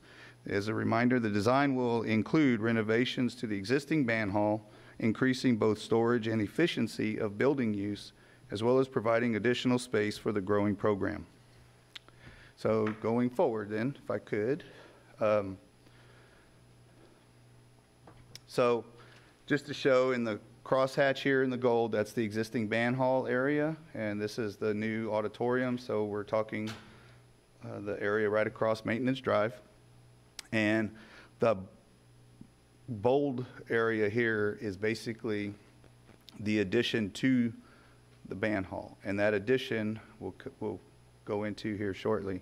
So a layout again as a fine arts area, you have band and music, the art rooms, and theater. So kind of in a centralized area of what we did also with athletics and moving them over here and having a centralized athletic area, as well as with CTE with the J building and with culinary and HOSA in those areas here. So following that methodology, so moving into the design then. So this is the main floor, and we'll have a blow up of that here shortly. But the rose area here would be the addition to the band hall.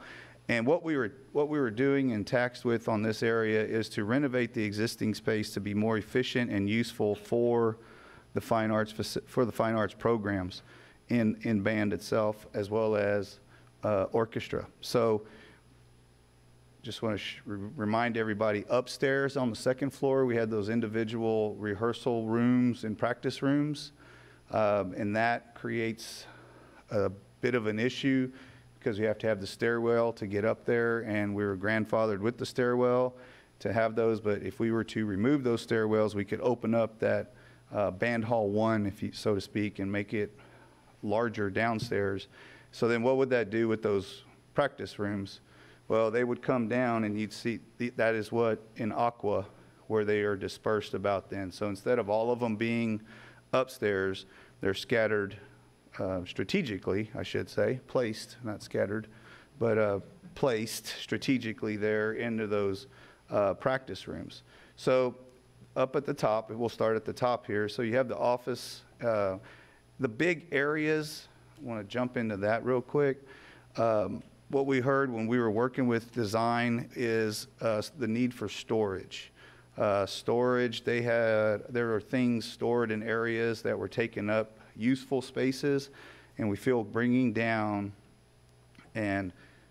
those practice rooms down and then having these extra storerooms added, especially into this additional space, which basically is from this line at the bottom, as you see here, this one bay, so to speak, half of this block is the addition. And what we did is we turned the orientation of that choir room, the existing choir room that was in here, turned it 90 degrees.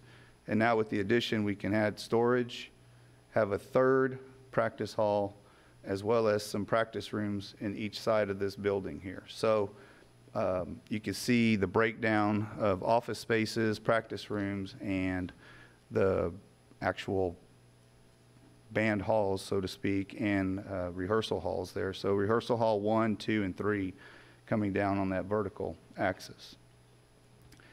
So with the project scope and objectives, we're looking at a little over 2,000 square foot addition to the existing band hall, the instrument and uniform storage and support spaces, having the exterior storage building. So we're looking at that as also moving forward.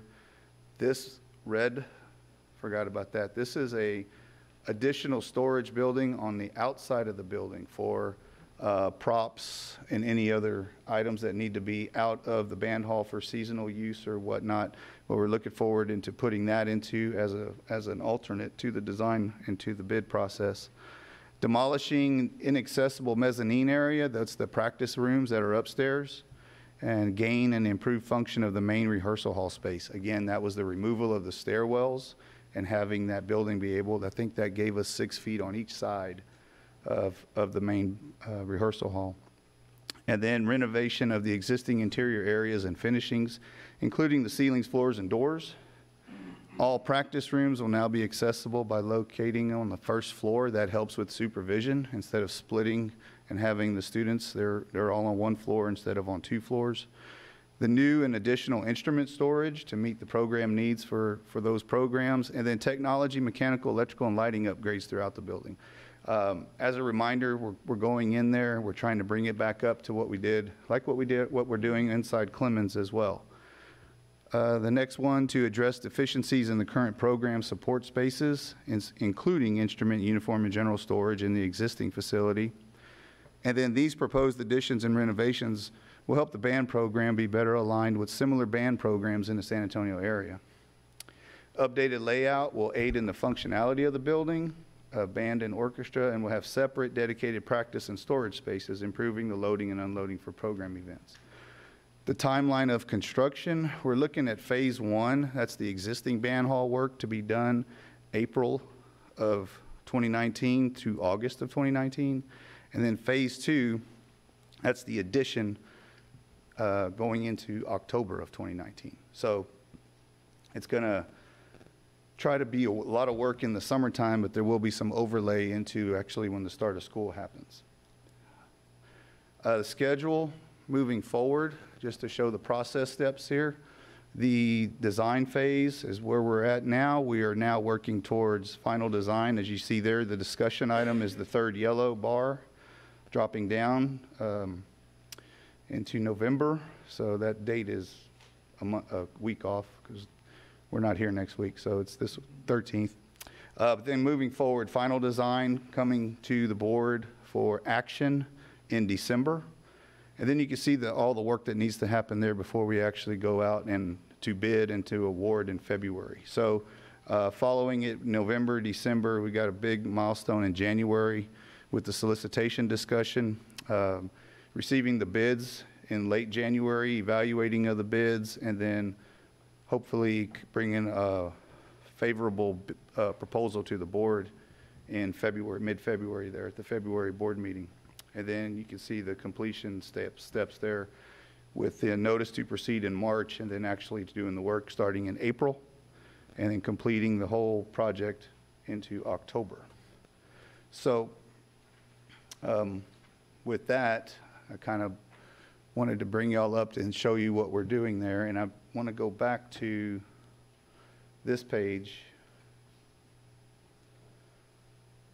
just to kind of show, if I can. the work that was done in bringing these storerooms into play for the areas that they'll support, as well as the storage rooms here, and then the flow of the band hall as well, coming from the courtyard through the center. We're still keeping that.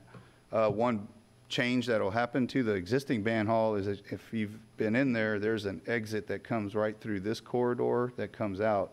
Well, what we did is we moved it, instead of a double door exit, we're taking this corridor for the practice rooms and then having the exit doors separated by the rehearsal halls. So we still have the access to come out of each one of those rooms, just not the width of those doubles. So this was a very good capture here to bring those rooms and place them in that corridor and rework those halls there. And I'll stop right there and see if there's any questions. Mr. Pruski, was there any way to chisel out, or have you found any way to give the color guard some room to do their thing, do what they need to do? Color guard was included. Yes, it's the. I knew that was going to happen. Sorry, Mike. Oh, there we go. If you look right there, almost where your pointer is, that 150 square foot, that is dedicated for color guard storage right there, which is actually a little bit larger than the color guard storage room at Steele High School. Okay. What about a place for dressing, costume-wise, and that sort of thing? There's not a dedicated space. That would be really a huge amount of space. We discussed that. That would be a huge amount of square footage that, you know, would be nice when you used it, but realistically it's, 12 or 15 hours a year that is used. And so our money we felt was better spent in some of these other areas. There are areas for them, there's restrooms are available there, and other areas that we can block off and make temporarily. There's a really large instrument storage room and a large uniform storage room that, for temporarily for those situations that we can use. That's what every band hall that I know of uses for situations like that. Okay. All right. Thank you.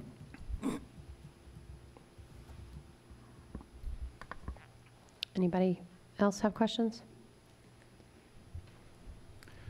So again, we will be bringing final design next month for approval, and then the solicitation process will begin from there, as the schedule showed on that last page. I believe it's also in your packet. Yes. Okay. Thank y'all. Thank you, Mr. Pruski. Yeah, and Ms. Dreisbeck, on the next item, just to make sure everybody that may be observing that wasn't here the other night, Ms. Cannon, you did have the opportunity the other night to make this report as per our protocol, so it's listed on here again, but I'll give you the permission to just hit the highlights since you had a chance to go through it. And are there any changes, and then summarize it? Okay. Go as brief as you want to. All right. Okay. So there are no changes from the last budget workshop where this was presented, and mainly it's due to the fact that we're having more, we have an increase in the number of identified special education students and also their needs, and we're requesting additional staff both at the campus level and district level to meet those needs. Any questions? Thank you, Ms. Cannon.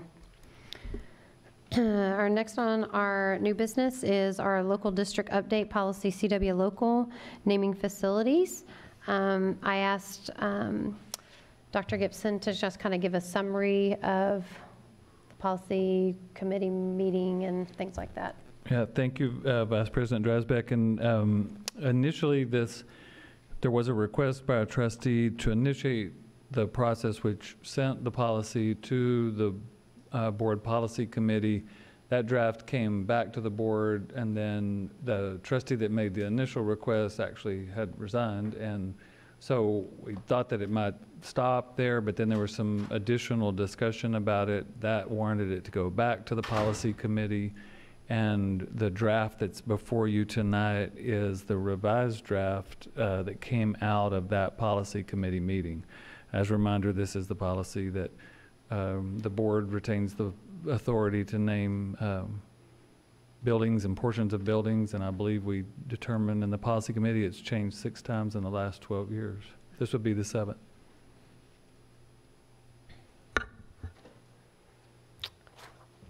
Any discussion? Oh, yeah. Oh. Dave, do you mind if I add something? Go ahead, real man. quick? Just Go so, ahead. So we know we're talking about the same thing. I thought, since the other 2 trustees that were on that committee aren't here tonight, I guess I'll speak to this. I thought that very last portion, which is page 30, I thought the last thing we closed up the policy meeting with, that we were going to make those 4 pieces apply to not only existing campus or district facility, but any part of a facility. Remember we talked about that, just so that it applies to everything? Yes, I do. I think we were going to insert those words there somewhere. But. So look at the statement right before number 1. So is that where it would be embedded, or is it not embedded? Yeah, I thought that's... so say it again if you don't mind while I'm looking at that. Just off memory, of something to the effect that the board will not consider naming, renaming, or dedicating an existing campus, district facility, or part of a campus or facility. Portion. Oh, any portion. Yeah. Or any portion, yeah, something like that. Just to clarify, if you want to name a wing or what have you. So consider that as part of this draft, and we'll... Yeah, I mean, that was my understanding. You recall that, right? Yeah. And I believe Mr. Westbrook mentioned that to me as well. So, that's what the draft would look like before we start discussing it, I guess. Yeah, it was, Ms. Drummond. And back on page 29, I think that language was embedded in the title of it. But then I think at the end of the meeting, you're right, you had recommended that we restate it there just for clarity. Yeah, I think so. Yep. Okay. That's it for me. Ms. Seaver, you had a question? No, every time this comes to us, will a new committee be formed, or do we form a committee, a naming committee, and that is our committee going forward for several years? How does that work? Yeah, the way the policy states is that committees will be put together by the board president, I'm kind of paraphrasing, and then dissolved when they've fulfilled their duty. So that would be at the pleasure of the board president. Mr. Pivito? Okay, well, I try, there's no way I can keep this short, I'm sorry. There's just been a history with this particular policy, and I'm trying to understand how it is that every time we go to name something, a building or whatever after anybody, we have to change the policy. This occurred when we had Cibolo Valley Elementary School, and Mr. Dahlford's name came up for that, and all of a sudden we have to change the policy. Has there really been that many times where a trustee's name has been put forth for a building in this school district? I've been around here since 1975, and I cannot recall one time that that's happened in that period of time. So I would like to ask somebody, tell me, where did this language come from and why is it here? I didn't agree with the policy change we made when we were naming Cibolo Valley. We changed it to elementary schools have to be named after a street or an area, and junior highs have to be named after, in high schools, and they have to be dead for 50 years before you can even consider them. But where does this language come from? Well, I can't really speak to the specific language, but Mr. Pivito, from my perspective, having been here through any number of namings, my intention, insofar as being involved here, is to reduce or at least eliminate to the best at all possible any kind of conflict or animosity in the community. And you've seen it with several different situations come up over the years where it gets fairly heated over this topic for whatever reason. I don't know why. It brings out the worst in people to some extent and various other things. So from my perspective, you're trying to cut down on any kind of potential undue influence or improper conduct or whatever you want to call it. So for example, prior to this, there's nothing to stop a board from naming a building after itself or after a particular trustee, and I think hopefully most of us would agree that's probably not something we should do. So you're just trying to eliminate the variables that are going to create controversy where you don't really need any, as opposed to trying to exclude any one particular person or making this personal, I guess. That's my take on it. Well, again, I don't, it hasn't happened. You know, this came up, you know, we were talking about naming the ROTC portion of the building at Steele for a former trustee, Scott Harrod. Is that the cause of this? Is that the reason why we have this policy now? There's a reason for it. I mean, there's got to be a reason why we have this policy all of a sudden. It didn't just come out of nowhere. A board member who is no longer on the board decided we had to name buildings after people who were dead. Yeah, so I agree with that. I think that's how this started. And I don't think, you know, we had the discussion, and I don't think that real discussion ever went anywhere. And then all of a sudden it's back again? Where's this coming from? I think in the interest of transparency, which I hear that word a lot, I'd like to know. So having been on the committee, my understanding is, yes, a trustee, unbeknownst to I think the rest of us, decided he thought it would be best to have a policy where you couldn't name a facility after someone who's still alive, I guess is the way to put it. And that's morphed into one thing after another. Then we had a couple committee meetings, and my understanding was there was a consensus that the board shouldn't be naming buildings after themselves. And that's how I got to the wording that it is now. I didn't start off that way, but I think people realize that's probably not a unwise thing to do, and you know, so we're not, the policy is what it is at this point. I agree it's not a wise thing to do to name buildings after board members, sitting board members or otherwise. So that's what you got. But that's not, it's never happened. My question is this: why now? Why is this policy here now? There has got to be an ulterior motive for this. It didn't just come out of nowhere. If somebody's trying to shut something down, somebody's trying to hide behind a policy instead of standing up and having to take a vote. I'd rather take a vote. People will know how each of us feel. But no, we're going to hide behind a policy. I think it's wrong, because what you're doing is you're eliminating a whole lot of things. I think I wasn't at the policy meeting, but I also think some of it, they looked at what other districts have and looked at that kind of thing too, from my understanding. So I wasn't present at that meeting, but just to see what other districts around us do as well. Right, so I guess being the new one on the board, I don't know what's going on here, but I will say, sorry, I will say that I did send some stuff to Robert where I asked that we consider a committee. I think you mentioned that you sat on a naming committee before. I still think that's a really good idea to have a subcommittee that considers that and brings the pros and cons to the board before we actually decide on that, because we don't really get to have any of these discussions ourselves. I'm finding out we don't really get to talk about a lot of things. And so I really felt that, and so that was my suggestion to Robert, is that we look at other, and we do follow, I guess, NEISD. Their policy is very, very similar. Theirs was more comprehensive. I don't know if this was added to it or not, but they did have a subcommittee, and I think that's a good idea.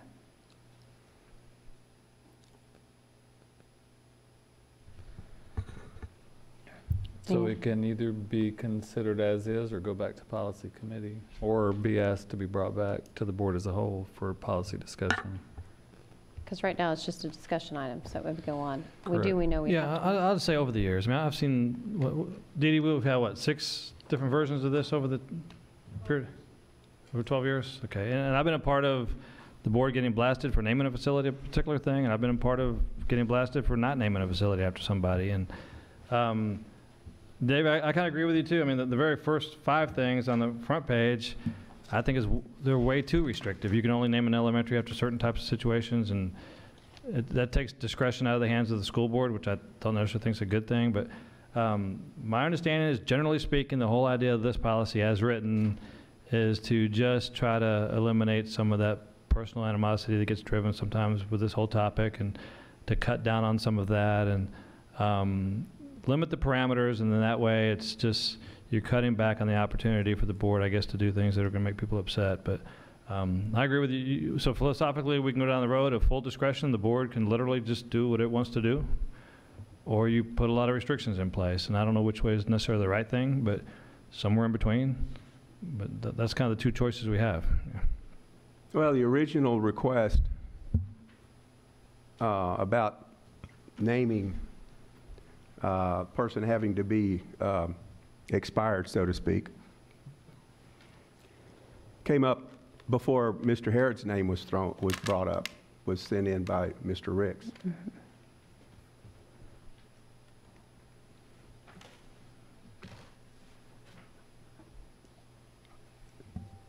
You know, I was born at 11:19 p.m. at night, but it wasn't last night. Well, I think one thing. So there's something going on that, I think is.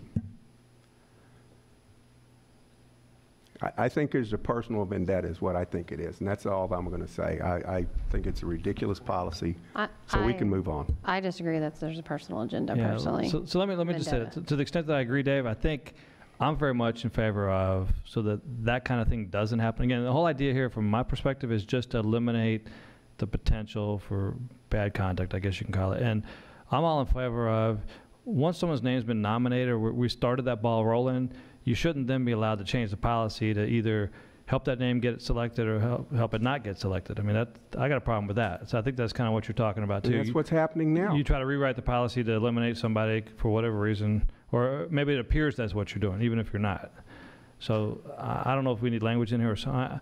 I agree we shouldn't have a situation where somebody's name comes forward and then all of a sudden we start changing the policy to fit what your preconceived ideas of what the conclusion should be. I mean, are you okay with that if we somehow put language in here to stop that from happening? That seems to have happened several times. I would just say if a name is forwarded, then it ought to be dealt with. It ought to be voted on. Something needs to be done out in the open, and not hide behind a policy to keep someone from having to make a decision on how they feel about it. Now, I think that's what's happening here, among other things, but that's neither here nor there, but yeah, well, it is actually, but that's it for me. We can move on. Not to beat the dead horse. So I'm personally conceptually okay with those final four things that we, basically to name something after a trustee, the trustee has to be separated for at least 2 years, or you can't name a facility after a current employee, not including any particular names. I mean, I'm perfectly okay with that. I think that's a good thing. So this is a discussion item that can either go on, send it back to committee. If there needs to be changes, it can be voted upon next month. That's where it stands at the moment. Well, I would say just the other two committee members are not here, but they were, I guess, in a sense, in favor of moving this forward the way it's written. Yes. With that change we just talked about earlier, I guess. But. Yeah. I would think the only thing you can do is bring it to a vote next month. Okay, we'll put that on the agenda for next month. If for some reason something happens next month, then it goes back to the policy committee, I guess. Okay, next item, discussion of the 86th legislative session letter to Texas state legislators regarding SCUCISD significant legislative concerns, presented by Dr. Gibson. Yeah, and so we're distributing a draft of some proposed language, and Mr. Westbrook and Ms. Drasbeck and I at our weekly meeting talked about, instead of sending one message from the team of 8 and another message maybe from the Great Conversations team and maybe even some other messages that go from the district, to really try to focus on a unified voice. And so this, again, is just submitted as first draft to our state legislators from the team of 8 and the Great Conversations team. So there's that. We probably need to get it finalized, I would definitely think, by December the 6th, because we're going to share it with other local elected officials. Then in this conversation kind of morphed over to just remind trustees that February the 26th is the TASB, is that right? 26th? Yeah, 26th is the TASB 86, that's where I got confused, legislative session. And so many of y'all have attended that. There's a thing in the morning, and then in the afternoon you head to the Capitol and have your meetings. This would be what we would take with us to the Capitol, I guess is the bottom line. So at the very latest, we would want to have this message ready by February the 26th at the very latest. As last year, I'll drive anybody that wants to go in the district vehicle, and then we'll, I think Ed will bring some of the GCT members up a little bit later, and then we can go together as a team and visit our representatives and senators. Sounds good. Next is our procurement of goods and services presented by Mr. Rivera. Thank you, Ms. Vice President, members of the board, and Dr. Gibson. This month we have one solicitation, and that is for our child nutrition. We're rebidding our high school kitchen renovation project at Clemens. We're hoping that the way we've got it set up this time with a base bid and 2 alternates, that our budget will be enough to get everything done that we want done. Give us some more flexibility.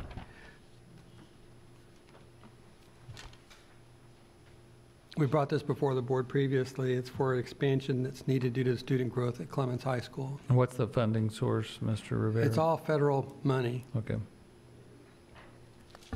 Any questions? Thank you, Mr. Rivera.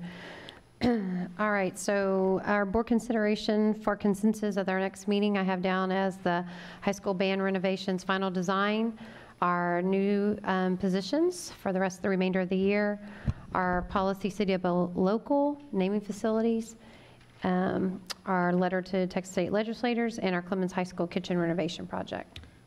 Let me kind of insert here. Dr. Gibson, do we have a calendar when we actually typically look at policies, or is that just kind of dependent upon when TASB comes forward with their updates?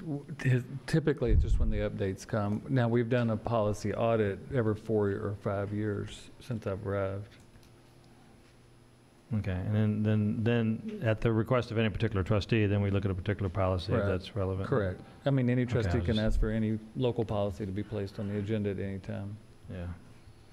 Okay, this one. Yeah, and this one typically will not be part of updates or because that's a local analysis. We leave it up to you to do what you want to do. That's right. It's okay. A completely local policy. TASB won't recommend to you what to say in it. Sure. Okay. Just asking. Yep. Yeah, That's thanks. a good question. Well, I guess it's not a shock that I'm asking that CW local not be part of the consent agenda. Sure. Okay, we'll pull that. All right. I know that might speed the meeting up, but. All right, moving on to consent items. Are there any items that need to be pulled on the consent agenda? Anybody?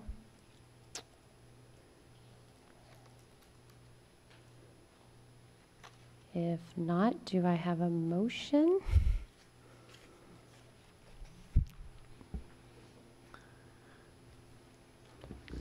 I move the Board of Trustees approve the consent agenda items A through E as presented. Any discussion? All those in favor, raise your right hand. All those opposed? Passes 5-0. We have 30 minutes if we can get back to the conference room. And we would be meeting back here. Did they get the picture stuff out of the way? Can somebody check if you don't mind? We can work with almost any space as opposed to going outside. We're going to adjourn into closed session. The board will now adjourn into closed session pursuant to the following sections of the Texas Open Meetings Act, Texas Government Code 551-072 and 551-074.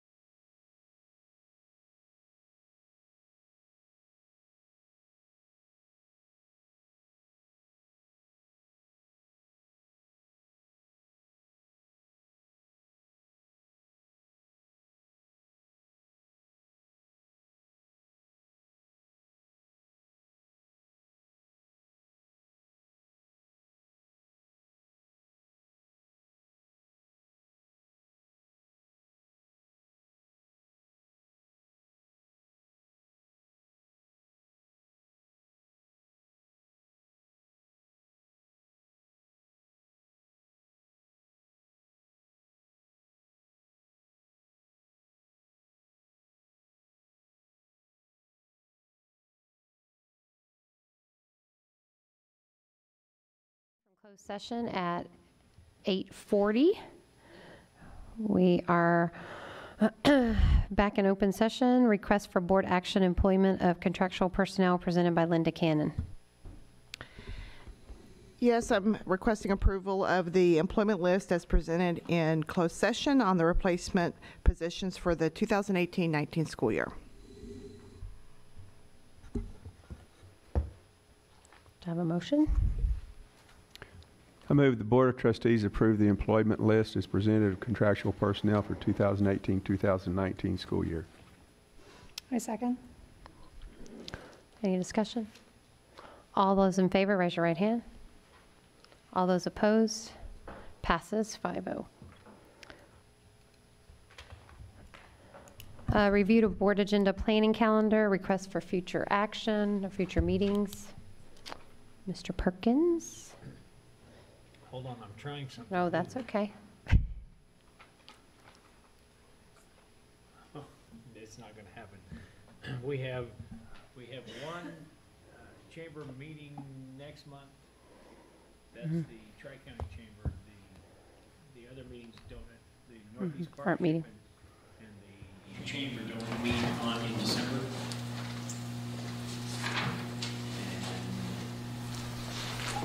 I think that's about it. We have our board workshop Thursday, November 29th, the last one at 6 p.m.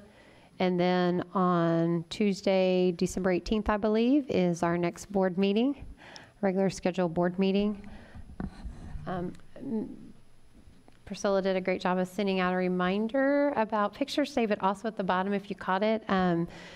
Mr. Westbrook and I talked about last Friday, we have the Cibolo parade, Christmas parade, but we need to know before she leaves to go on break, and that depends on what vehicle we're using on how many people want to be in it. And on that one, by the way, you get to throw candy. So that's a fun one, isn't it, Mr. Inman? We did it last year. Yes, and bring lots of candy if you're in that one. So we just need to let Priscilla know that by Friday. Anything else? We mentioned the December the 6th, that would be the board president, and we're trying to keep that less than a quorum. All the organizations are. And Ms. Seaver? I think you volunteered to take Ms. Drasbeck's place, and then it's I'm traveling. Perkins, I believe. And then that same night, we'll have the combined community advisory committee. So if anybody, we need to know if somebody wants to attend for that, because we try to keep that less than a quorum too. We try not to post that agenda. Will that be live streamed? No. Or recorded? We hadn't talked about it. It could, okay, I was just wondering. The sometimes we do our demographer meeting. report and all that. I think it might be a good idea. We haven't done that before. Especially now. since sometimes we do that when we can't have a quorum, but yeah, I think that would be a good idea. This would be the first time to do that, and because it's the demographer and it's all that stuff. So I think it'd be good for that information to be out there. Okay. The foundation prize patrol for their grants is scheduled preliminary. Ed, December 7th? That's preliminary. Awesome. It will only be held if it's snowing. Well, you're close on today. Yeah. Anything else? Okay, we adjourned 8:43.